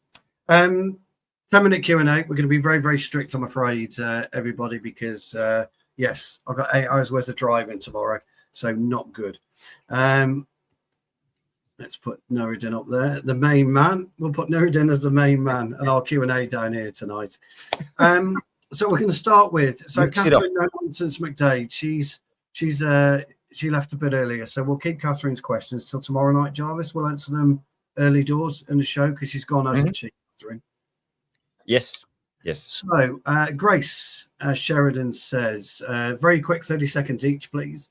Do you think our squad is too big for one game a week? Start with you, Nuradin, go to Mark, and then to Jarvis. Yeah. Okay, brilliant, Nuradin. He's 6'4", so we're not going to argue with Nuradin. I'm only kidding, mate. I'm only kidding. Mark, do you think our squad is big enough for one game? No, not at all. Okay, Charles. 30 seconds. Let's do 1 second each. 1 second each. Do you think our squad is too big for one game a week? Well, actually, I would argue no. It's not big enough because the depth in our squad is terrible, and we've seen it every time we do a sub. We don't have we drop in level. So I would say our bench is not good enough at the moment, and we need to build the squad. So at the moment, we talked about this. We are about 25% at the moment. And for us to even think about playing 2 games a week, playing in Europe next season, I think we need to go up to maybe 75%, and we are on 25, so we have a long way to go. That's just my answer. I'm not gonna. My answer is exactly the same, and it comes down to what I spoke about: injuries. Squad isn't big enough. It's not good enough. The bench is nowhere near good enough, and so we need a bigger and better squad. Thank you for that, Grace Sheridan. We love Grace. She's excellent. A question for me, but we can all answer this because it's a really good question. Stu, are Regate, Mainu and Zirkzee done at MUFC? Is time up or have they been treated harshly? Very quickly for me, I don't think you can ever treat a footballer harshly. I think it's up to the footballer to warrant inclusion. It's up to the footballer to demand inclusion and work doubly hard if you're not in the team than the player that is, because we're all footballers here and we'll all grin at this because I know it. When a player gets injured, we're all grinning. We're hoping somebody gets injured so you can get in and you can snatch his place. So he's feeling the pain that you feel. So is the time up? I think so. I think the trio need to move on for their own careers. Mainu in particular, it saddens me, Kobe Mainu, because I think he's a fantastic footballer. But if you're not going to challenge your way into the first team, you need to challenge yourself somewhere else. Very tough. Not so sure about. I'm not hugely invested in Agati and Mainu, so for me, time for them to go. Mark, 100%. Zirkzee, I don't think was anywhere near a United player. Ugarte wasn't even wanted by Amorim at Sporting, hence the reason he sold him to us, because he wasn't good enough for his system. So why would he fit it now? Mainu, I've said many a time on this show, and I've now heard them say it themselves. Mainu is the new Nicky Butt. Nicky Butt went off to Newcastle because he couldn't get in. And funny enough, he spoke just the other day that whenever he was sat on the bench, his best mate is Paul Scholes, and he's rubbing his hand going, oh, I wonder if he gets hurt today so I get more minutes. You know, so, and that's a footballer. And these guys don't have that mentality. They're too nice. They're too nice. They're good mates and things like that. Maybe they're good players. I don't know about Ugarte, but definitely Mainu and Zirkzee are good mates. There's no niceties in football. So I think they're done. They don't want to snatch that spot from someone else. Yep, agrees. Nuradin? I love the question. I think it's a really good question, so I think it deserves a bit of time. Yeah, I agree that footballers should be able to snatch and work twice as hard. But there's also another side, Stu, that managers don't fancy you. They don't fancy you. You can work hard all day and night. You can do whatever you want. And throughout history, certain coaches don't fancy you. They don't fancy you. To me, I think I've done many videos on both of them. And I'm shocked with especially Zirkzee's agent when we had Mount and, you know, Ahmad, Mbeumo, Cunha, all these 10s coming in and Bruno can say, what the hell is he doing? He needs to get out of here. I mean, he's not on huge wages either. He's not on huge wages, Zirkzee. But I think he should have got out. Yep. And Jarvis? So I think it's a good question. So I'd like we don't have to go full panel on every question. If you have many questions, we have a short on time. But well, it's up to them to prove if they're done or not. You know, I don't think players being treated harshly. You know, it's up to them to prove themselves. For me, you know, it's this. As a footballer, you are privileged.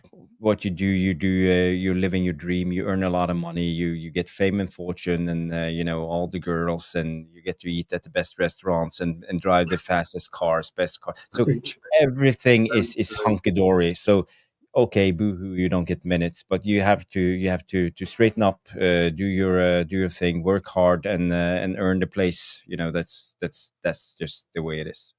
Totally agree. Vicky's got a question. She's gone to bed, so we'll ask Vicky's question early in tomorrow's show. What else have we got? 1209's got a couple of questions in, so we'll ask this one. We'll talk about Agume tomorrow if you tune in at 7 o'clock. Question: if you could very quickly, yes or no, if you could,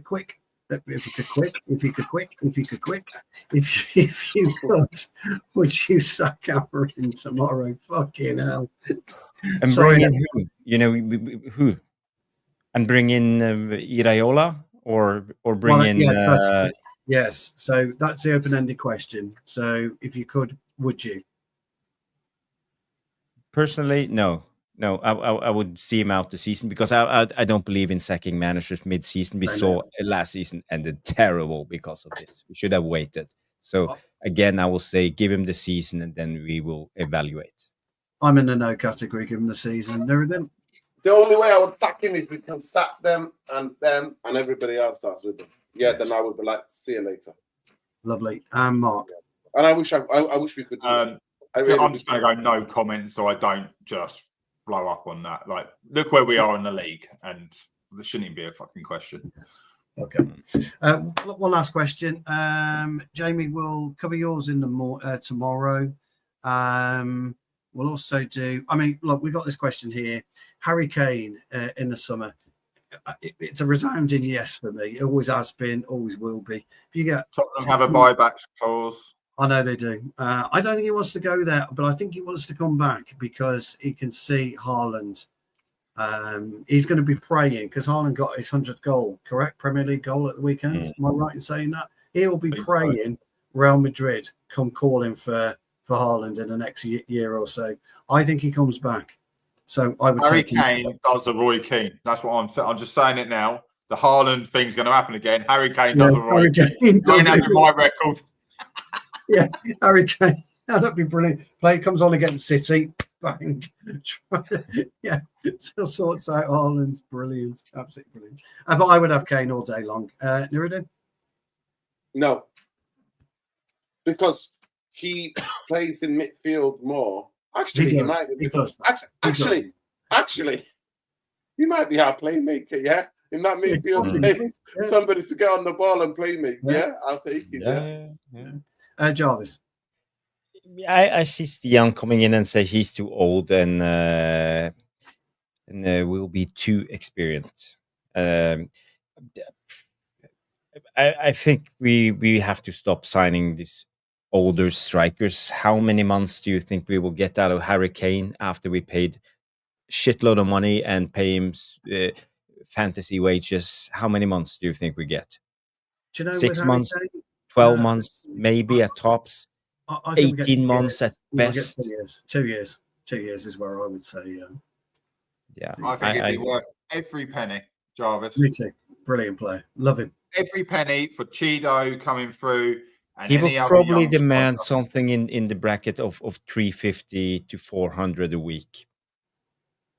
Wouldn't care. He will be the highest paid player of Man United. He will demand a sign-on fee, and we will probably have to pay money for a how old is he? 33?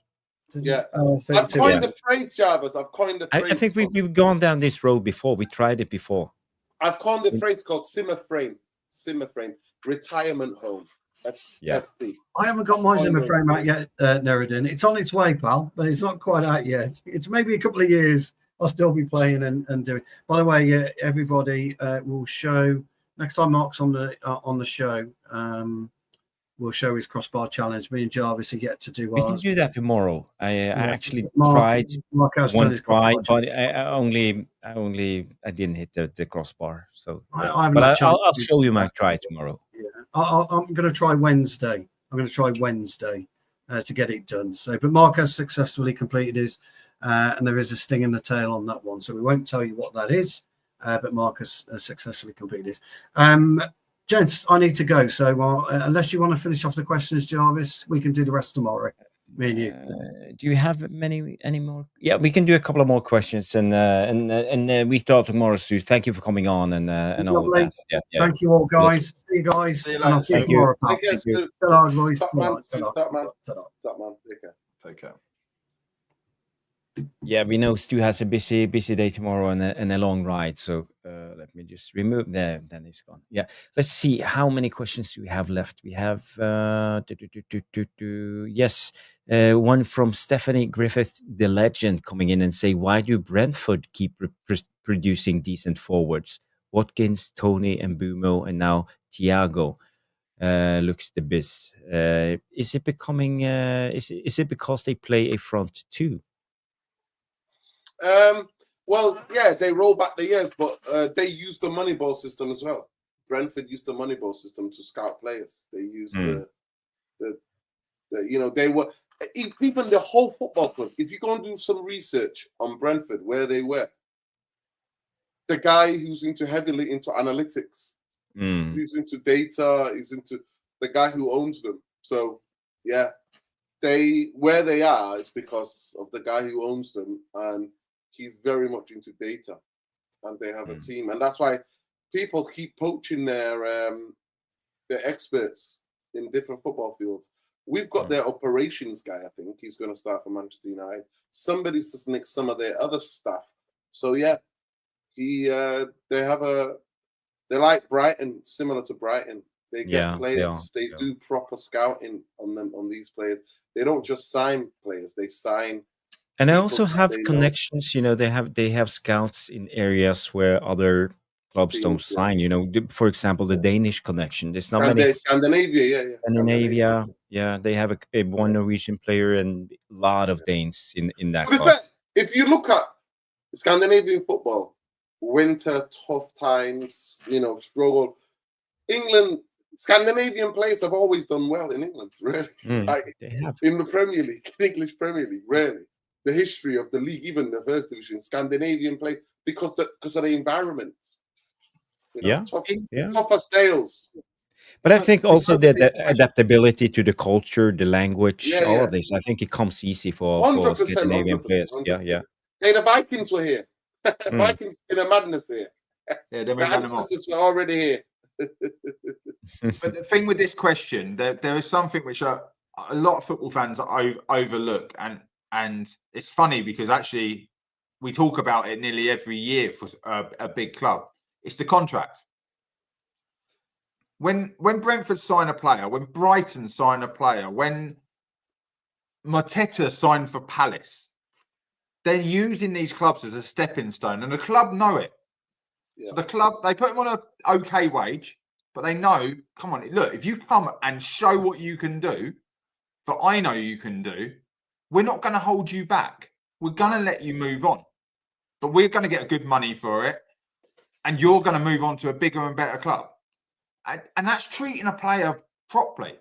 This is why Manchester United can't go sign, half the Brighton team that they signed for like 4 million a player and sell for 200 million. You can't do it if you're at the top. But you can do it when you're near the bottom. And Brentford were at the bottom. And their players they've got in have gotten to a very, very good sort of high, top, middle sort of position, fighting for that top spot.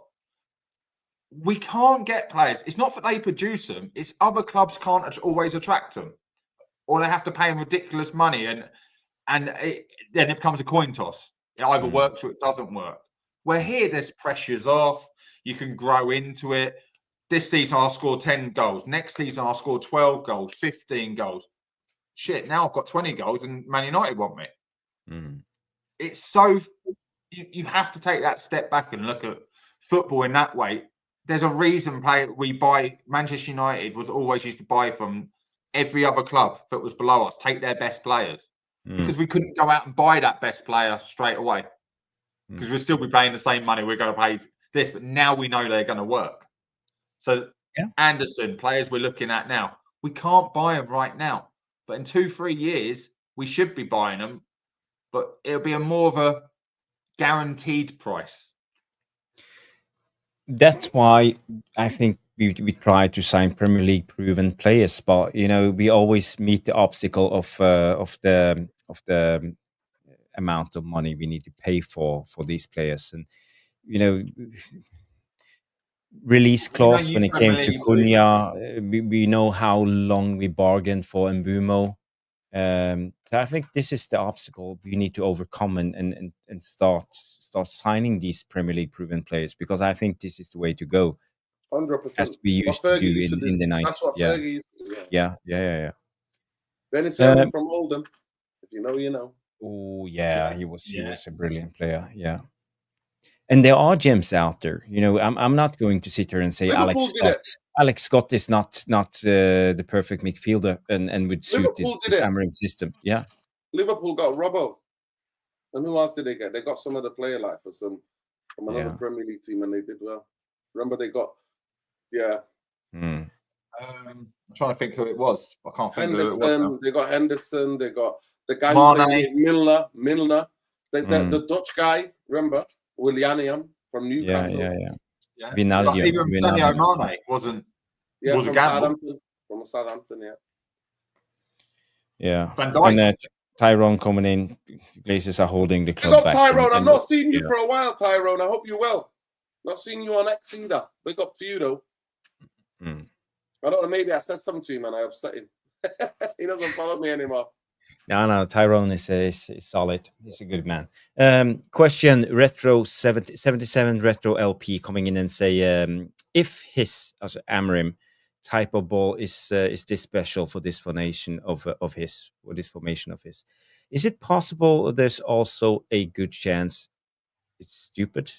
You know, he's challenging the I totally get what this question is trying to say. Yeah, I totally get it.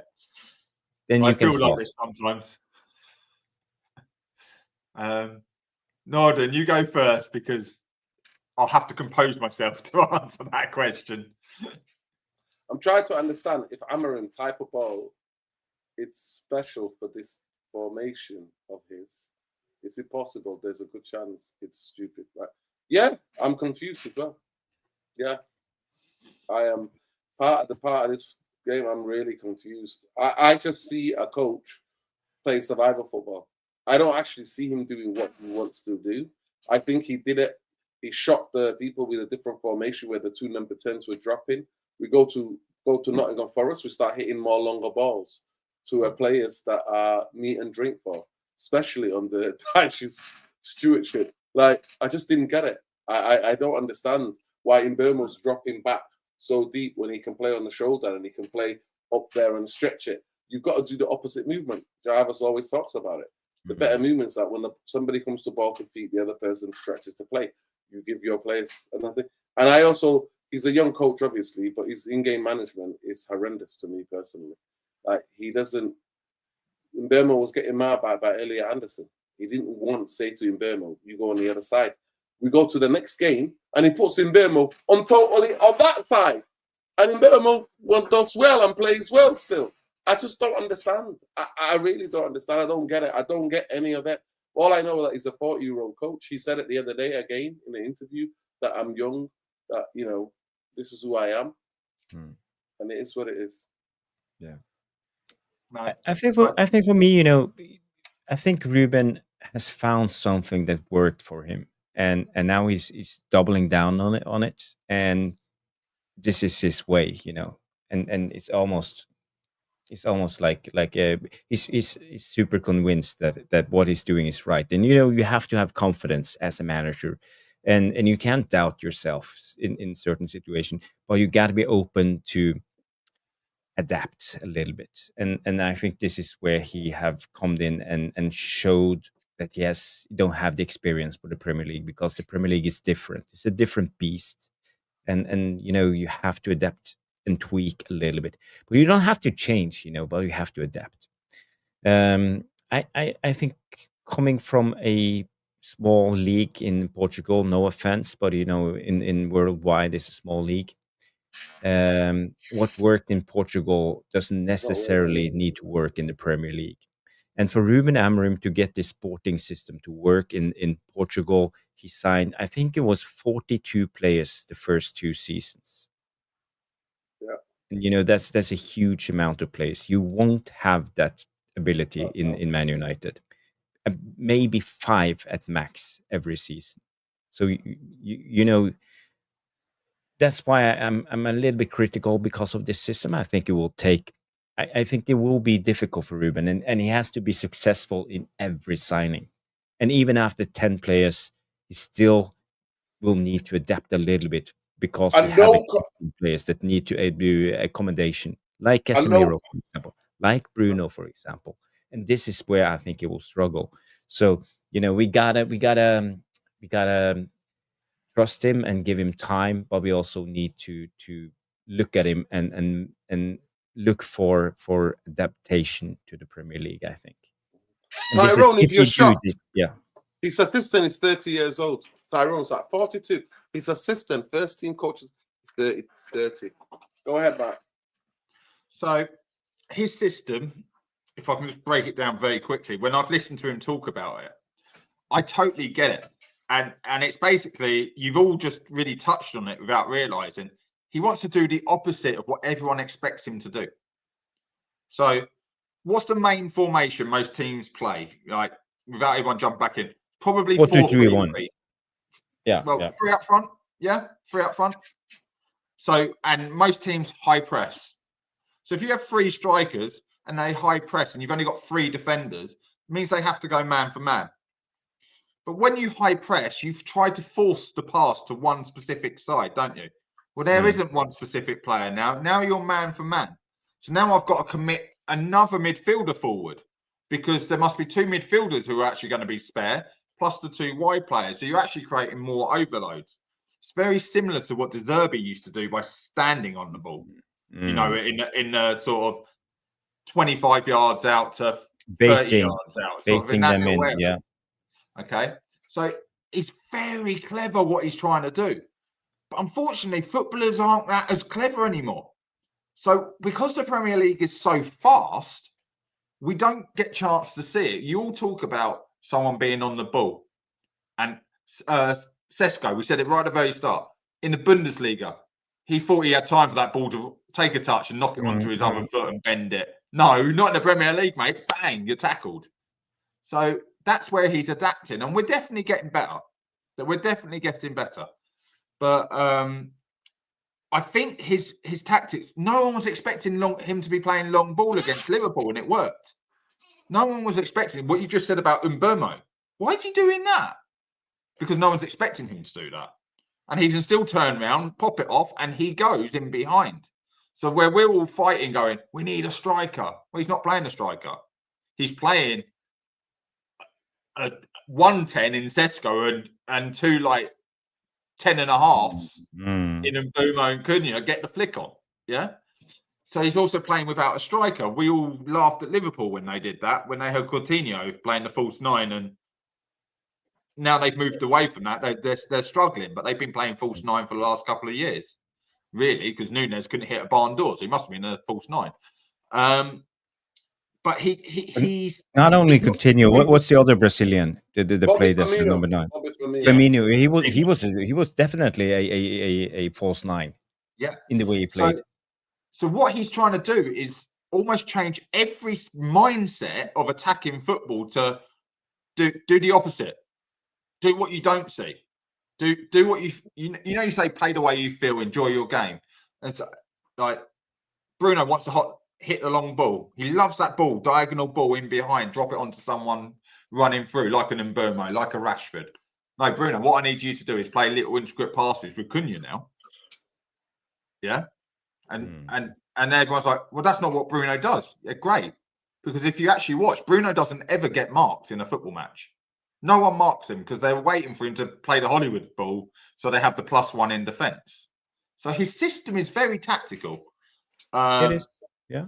And when it clicks, it will click. They destroyed Man City.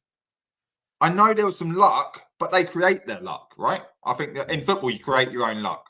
If you're going to work hard for 90 minutes, sometimes you get the rub of the green. Then you play the same game 10 more times, and you don't. Football is a lucky game. We got the luck against Liverpool with the post. Yeah, his tactics. No one complained about his tactics because we beat Liverpool, but they hit the woodwork 3 times in that game. If all 3 of them went in, we're laughing stock again. That's football. But his tactics are very, very tactical. Do you care to answer this one? Atro Trebris.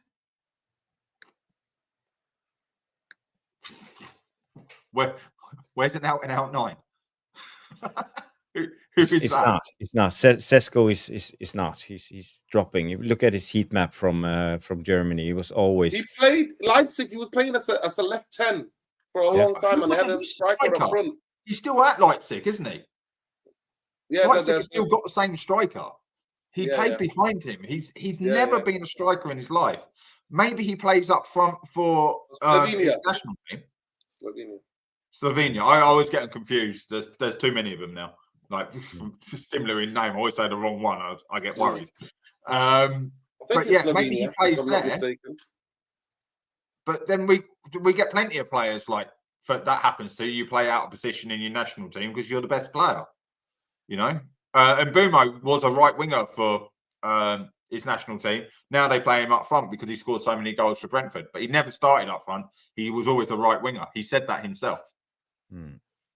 So football gets like that. The better you get, the further you play forward. Look at Jarvis. If he was still young, he'd probably be dribbling around as a right-sided front three player now. Well, I never had the pace, so I would most likely be a fullback or no, not fullback, but wing back. I think in the current.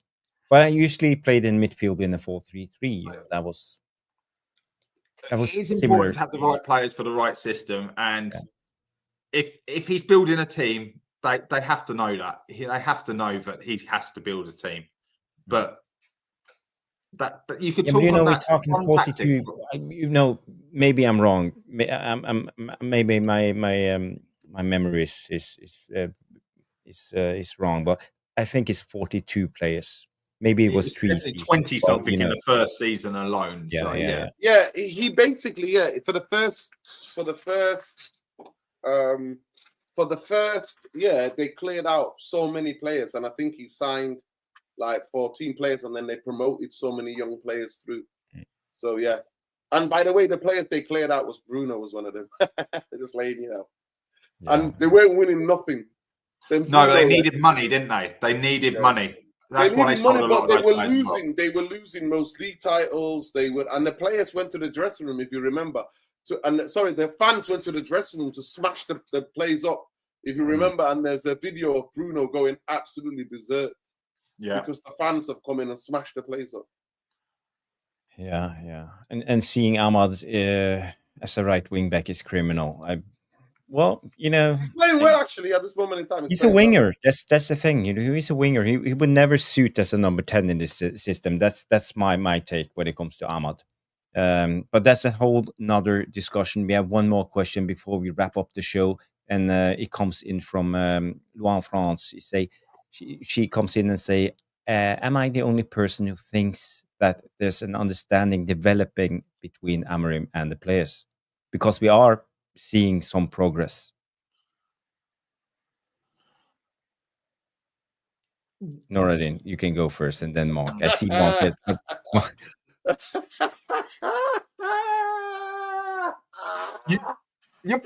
I don't think I'm the best way to answer this. I don't. You don't see any progress? Unbeaten in 5 games. Not away from home. No. Patterns. Not away from home. But coming from a tactical point of view, I see patterns. I see things repeating. I see we do this. Yeah, at home, I see things that we can be repetitive at home games. Away from home, I don't. Honestly. And I'm just because we've had 2 away games, and nothing has changed from the Fulham game in terms of the away performances. Other than that, we scored goals. We scored goal in we scored the goal in Forest game. Then we're not laughing at you, Luan. No, we're not laughing. No. He's laughing at my face, but the face I pulled to the question. And also I'm laughing at myself because I'm down at the moment. I'm down in Manchester United. I'm down because I watched the second half of Nottingham Forest. Then I watched the second half of really unconfident, really toxic arena that is the Tottenham Hotspur Stadium at this moment in time, with fans that are not sure about their new coach, Thomas Frank, and Manchester United couldn't take advantage of it. And we played into their hands. And that's the reason why. So I'm never laughing at people, bro. So understand that. I'm laughing at myself and my own where I feel negative. Our home games this season, I've been to the stadium, I watched the games live, and I've seen a change. We play with a bit more intensity. We try to attack quickly. We try to get the balls to our attackers very quickly, and we were not doing that. And we try to have them actually be together, other than being one here, one there, one over there, like we were doing last season, where one of them is just running into the dark alleys. We call it in football the dark alleys. Right? They're actually playing as a unit, playing off each other. You know, that kind of like the arrow that you can point to. One does this, one is doing that, one is doing that. But away from home, I'm disturbed how bad we are. Honestly, I'm so angry and pissed off. I need to calm down. You know what I mean? But I'm angry. I started playing old school R&B in my gaff on Saturday night, and I was supposed to go out for a meal and all of this. I didn't go out. I said I made some food. I played R&B just to lift my foot to see how angry I was at the second half performance. Yeah, I was also disappointed. But now let Mr. Langridge answer this question so we can wrap up the show. What was the question? No. No, it's it looks like an understanding with the players playing the system. But then I noticed someone in the comments, that's why I laughed. Someone put, no, we're still Moments FC. And it feels like that way. Ahmad's got, it was a screamer. The corner was a complete, was it by design or was it fluke? For the blocking worked and the goalkeeper blocked the player as well to free up the defender. I do see stuff happening under Amorim. And then I'm like, but how do the subs not have a clue what they're doing when they're coming on the pitch? Why do we play one way in the first half, come out at second half and look like there's been a punch up in the dressing room that the players don't get on? Or, is there something being said from walking out the dressing room and what's been said in the dressing room? There's just these little, I can only think, cliques holding us back. Jarvis is right. There's patterns of play. There's definite patterns of play. Playing the long through ball, setting it back. I can see the diamonds, the triangles. There's definite long balls, flick-ons with runs in behind, and even diagonal runs in behind from the wing backs. But sometimes you want players to be free, don't you? And you see him going, oh, bloody hell, where did that come from? And it's because it's something he just felt in the moment he's done it. Instinctive. It's a Cunha. Pop, pop, pop, pop. And he scores, like his goal with Casemiro, where just lays it off and he bends it in the bottom corner and it meant the world to him. But that was an amazing little bit of intricate passing, very Arsenal-esque early 2000s. You remember like the not Jack Grealish, Wiltshire goal when it was all one touch, popping the ball around and he stabs it home. Yeah. You don't train that. That doesn't happen. That no one ever trains to do anything like that. That is just in that 1 second, 2 seconds in your brain when football slows down to like super slow motion. That's instinctive. That's moments. And it's very hard to tell what is Moments FC and what is coached. Be here, do this. If you're in this position, we can play a little step over and hit a shot. Because I've seen more of that in the last couple of games. I don't know if you've noticed people stepping over the ball, letting the second runner or the third runner get on the ball. So is that attacking phase what we're getting? But yet we still get the ball wide and then there's no one in the box and we turn back. So then what happened there? That's why I was laughing. I didn't mean to insult anyone by the laughs, but it's like, I do, but I don't know if I'm seeing what I'm seeing or if it's just happened by luck. That's the best way to describe it. But there's definitely something happening with our starting 11. Whatever Amorim's given them when they walk out on the pitch, first half, we seem to be okay in the first half. And it's all working for 60 minutes. And And then I was going to say, but then when we make the subs, all our tactics and tactical awareness and everything that we've been doing goes out the window. I listened to Jarvis's two shows on Saturday, and it's both shows, Jarvis. You tend to have the same sort of flow going. For the subs come on, and we go to shit, and that's what we said about the Forest game.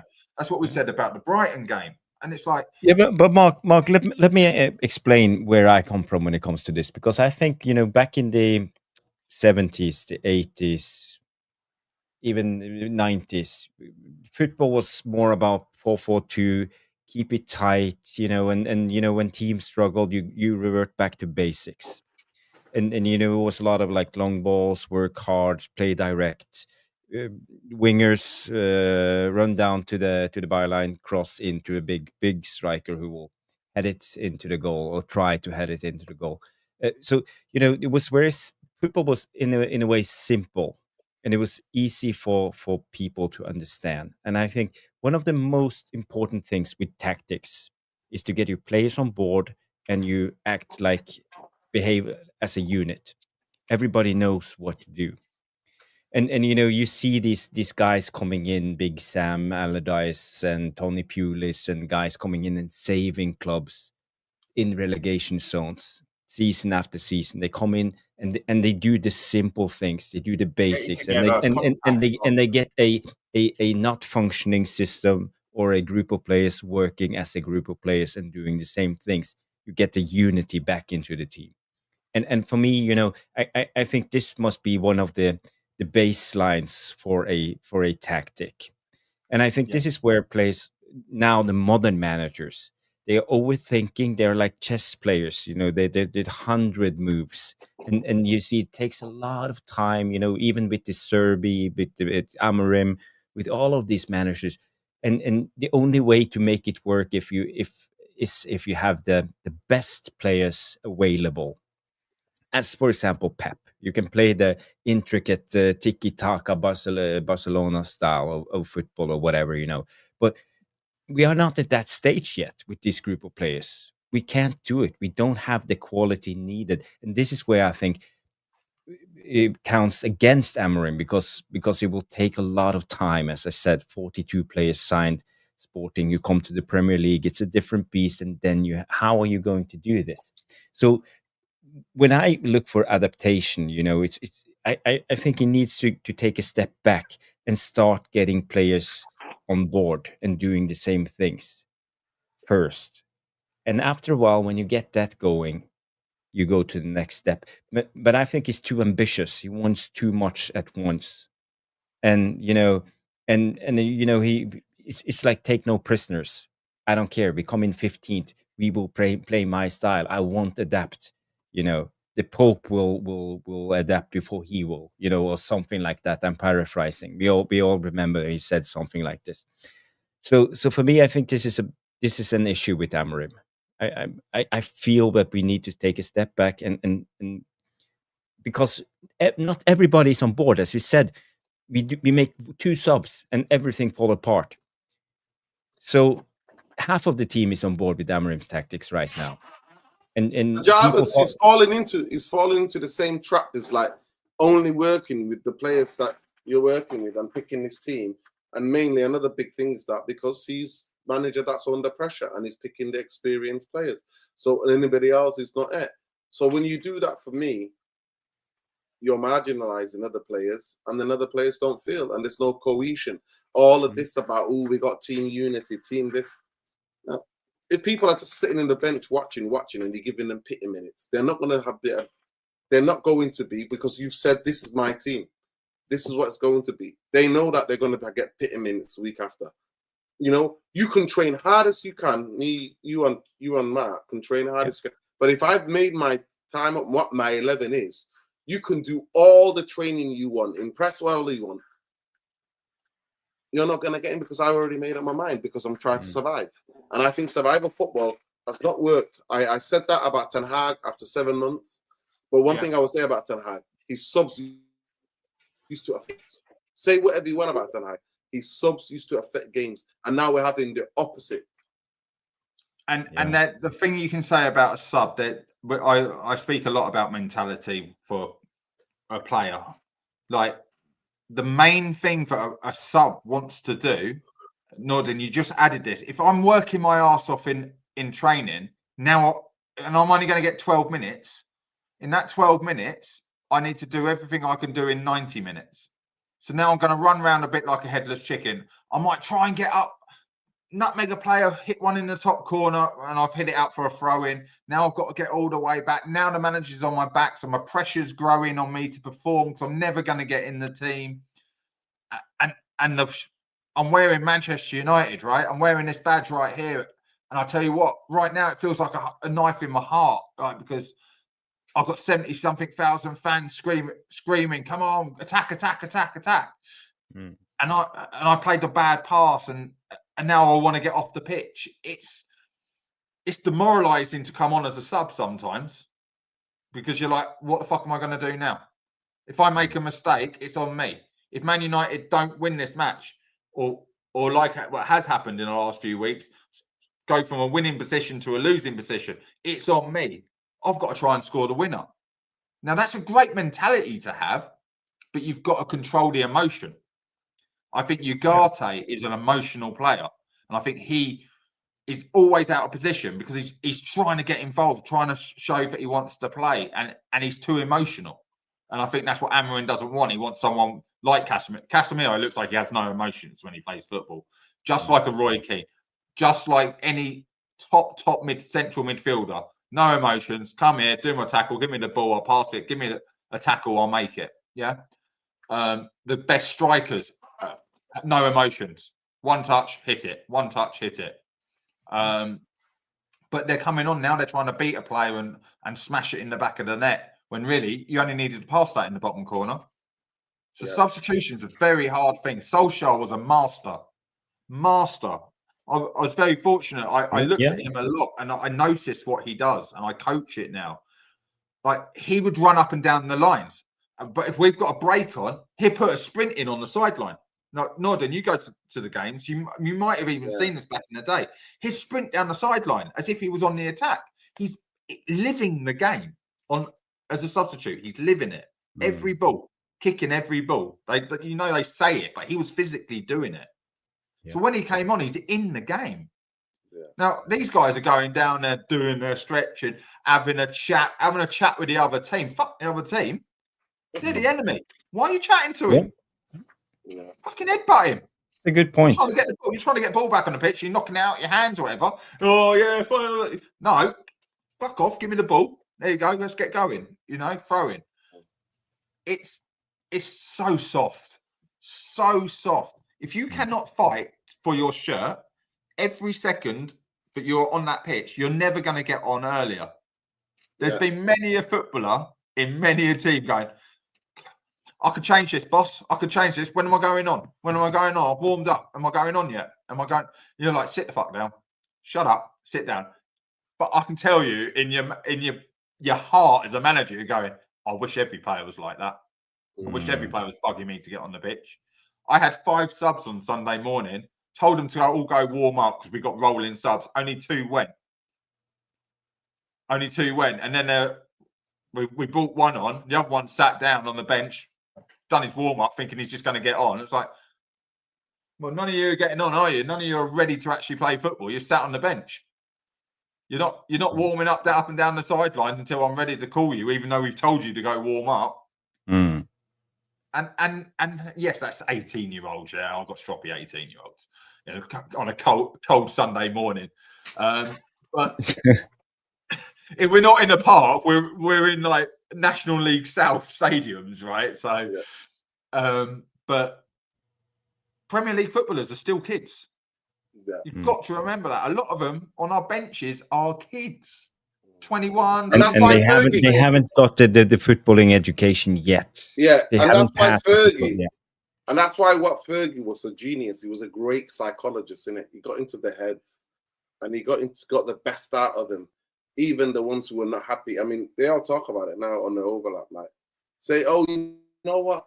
You're a bit too short. Dude, they've got like Gary Neville. Oh, you know what? You're not the right. He'll come out with all sorts of mad excuses why he dropped players. Oh, this coming out in the last couple of weeks. You're too short. I love it. You're too short. Yeah. All the things he would say to them, just to go right. You know what? You're not ready for me. I just need to put somebody else on. And this is the psychology. You have to manage the mentality, all of it. At this moment in time, and Manchester United as a football club, where we are, Amorim is the wrong guy. That is a fact. He is too inexperienced coming from a league that's nowhere near the level of the Premier League, and he's learning on the job. But this is what we are. Nuradin, I've got a question. Jarvis, you can answer this as well. Do you think Amorim would be a better manager if we had no Bruno, no Ugarte, and no Portuguese players and no players from his previous clubs? Do you think he'd get better reception at the club? Better reception in terms of attitude or mentality towards the players? Yeah, everything. Because I'm thinking, in my mind, I think Bruno and who was it? One of the defenders, Lindelof, had played with him or for him when he came to the club. Dalot is now his half brothers, sons, mothers, whatever it is. Like that's been proven. I can't even get my head around it. And then you've got obviously Ugarte, he let go. So these are people who understand him. He let go to Paris Saint-Germain. They sold him to Paris Saint-Germain, yeah. Then we bought him. But here's what I say. I think if you're going to get somebody like Amorim, and that's why I don't blame him, it's this lot here, Elliot and Radcliffe. They don't have an absolute clue. You do not replace Erik ten Hag with somebody like Amorim. You do not. You are not. You're not doing that because you're getting a similar player. Manchester United needed a stability kind of coach to bring about stability, to try to win football games. But for me, the biggest thing is this. I think the players who are psychologically scarred, who've gone under these heavy defeats through these different coaches, all of them should have been cleared up. The only way Amorim would have succeeded for me is if Ineos, like Java said before, cleared out so many players, bring in new 10 players, freshen it up, and like you said, Matt, maybe not to have those kind of relations players. And so that clear, and then it'll be a bit more, the players then can look at him and go, okay, you know, this is what you are. Because the guy threatened to quit 3 times. That's for a reason. And the reasons why you're asking that question is because of those reasons, I think. So Jarvis, what do you think? Do you think our players would respond better to him if there was no Portuguese connections or ex-club connections? Or families? Well, what I mean by that is obviously Bruno is captain and he's Portuguese. So that, you know, he didn't pick him, he was already captain. So it's just one of those things. I see some stuff. It could be perceived as divisive in the full squad if you have like a group of Portuguese players or Portuguese speaking players and the manager communicating really well, and they understand the tactics really well, and you have another group of players that doesn't really understand and they don't get time enough on the pitch and with the coach. And you know, I can see it as a problem, yes, but you know, it shouldn't be too hard to solve it either, you know. And if Amorim is aware, you know, because when you're a leader, you have to see all the individuals, and you don't have to treat them the same, but you have to treat them with respect. And you know, I'm a coach myself, and I only coach kids, but I would say tonight I had a brilliant training practice with the 8 and 9 years olds. They respond so well, but you know, I have to be really, really strict with them, and we do certain drills. And we started training by doing drills, you know, and I'm firing them up really when we do the drills. Let's say today I wanted to train them on tempo shift on the ball, but still control the ball. So we were starting with easy warm up, just jogging with the ball, and every time I blew the whistle, I wanted them to shift tempo but control the ball. So we did it in first in the 5 yards, then 10 yards, 15 yards, 20 yards. And after a while, I said, okay, I'll blow the whistle again. So you will sprint with the ball, have control. And when I blow it again, you will slow down. And when I blow the whistle, so they had to do it twice or 3 times during the lap. And they responded so well because every time they did something and they did it right, I was like, yes, you did it. Yeah. Well done. You know, so I build. So what I'm trying to grow. I'm trying to be strict, but I grow on mastering the difficult tasks. And you know, the 8 years old, the 9 years old, they respond so well to it. And they also don't know what doing it wrong would be like. Do you see what I mean? So that's the greatest way to learn from that age. Positive reinforcement. There is no negativity to learn. Yes, but you have to you still have to put demands on them. Yeah. You know. Yeah. And sometimes I feel that parents watching feel that I'm too strict, you know, because I keep a really tight regime when I'm playing. You need to take it. The parents don't understand. You play football, but the players they love it. I see it in their eyes, you know. And I think as a coach, you need to. This is man management, and they're not at the same. Some of them are really good, and some of them are not at that level yet. But I don't care. It's not about that. I want to see progress in each and every one of them because I know where they are at the level. So I think talking about this is where we, I'm on a, what do you call it? On the fence. The story. I need to get back into this Amorim thing, but I feel that Amorim can fix this. Portuguese speaking players or not, it's up to him to see the individuals and treat them like. Well, whatever he's talking, whatever Portuguese language he's talking to, his relation, it's not working. With a lot. God. Yeah. Well, we'll try and stay away from that because we didn't do the full on testing. We've seen it, but we can't prove yes or no. But that is funny though. That is funny. That was a laugh. Yeah. Well, 1 in 10 of us is all related to Genghis Khan in the world, so that's a fact. So we won't go back about tracking relations because I'll tell you what, it goes wrong. We're all related eventually. What's it? Three African women. It's a story. I just want to end and then bring out Paul. I started with a question: can Zirkzee fill Sesko's shoes? And 65% of you said yes, and only 34% of you said no. So at least the devilish tacticos believe in Zirkzee and that he can come in and do a job. And on that note, I think it's time to wrap up the show. We are 2 hours 40 minutes into the show, so it's a massive score. CC, a lot of questions, but tomorrow night 7 p.m. Stu and I will come in and we will do a Q&A interactive show with you guys. So remember to tune in. Nuradin, when are you going live next? Properly. So I'm gonna just make some videos. International break. I just try to make videos on topical things. Maybe I will be live Thursday night.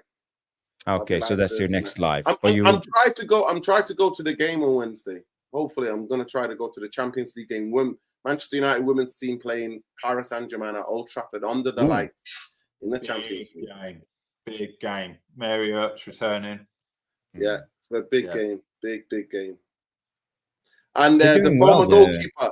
Yeah, the former goalkeeper is the goalkeeper of Paris Saint-Germain, the Manchester United goalkeeper. Yeah, Mary Earps. Yeah. Yes, enjoy the game, and send me the link when you don't have to send me the link, but send me a message when you plan to go live, and probably I will jump on Thursday. Yeah. But we will also have an own show on Thursday night, Stu and I, around 9ish, 1 hour, something. Yeah. Yes.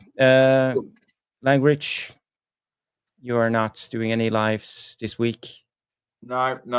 Just here, and then you can put my video footage out, my terrible video footage, because the angle was terrible. It looked fine when I set it up in the stand, but when you go down, I was like, well, I zoomed in too much. Yeah. It all went wrong. You can't even turn it sideways, and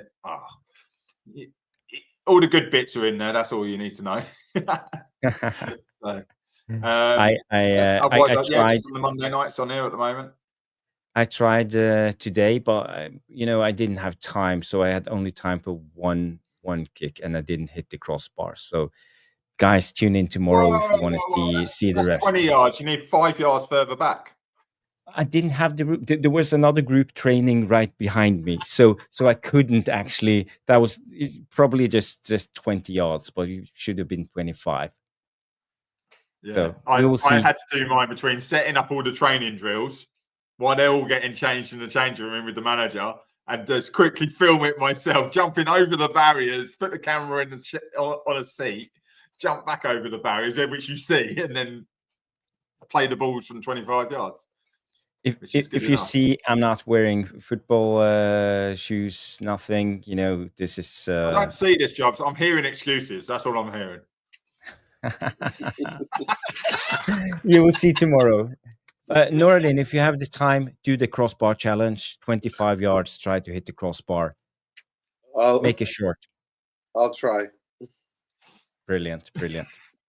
It's been a brilliant show, guys. I always enjoy talking football with you and Stu. We had to go a little bit earlier tonight, but we will be back tomorrow night. As I said, Day 147, take care. Thank you for tuning in. Same with the 1209 Top coming in. All of you guys, 77 Retro, LP Luan France. And I have to give a special thanks to Witterbird coming in, renewing her memberships and gifting one tactical membership to the channel. Thank you so much for contributing. And a lot of good questions. Stephanie coming in, and who else? Luan Retro coming in with questions. Catherine No Nonsense McDade, Grace Sheridan, all of you guys. Also Mark O Glazes out 611 coming in with a brilliant question. Thank you guys. It's been a good show, and remember, smash the like. Do us a favor. I'm not just saying this just to annoy you. It means a lot to the channel if you smash the like. It helps out with all the things, with algorithms, getting more viewers, and all of that. So it's really important that if you can take the time and smash the like before the show ends, and subscribe if you want to see more of the Tactical Devils. So everybody, it's been a great show, and we will see you tomorrow night, 7 p.m. Good night. Take care. Take care.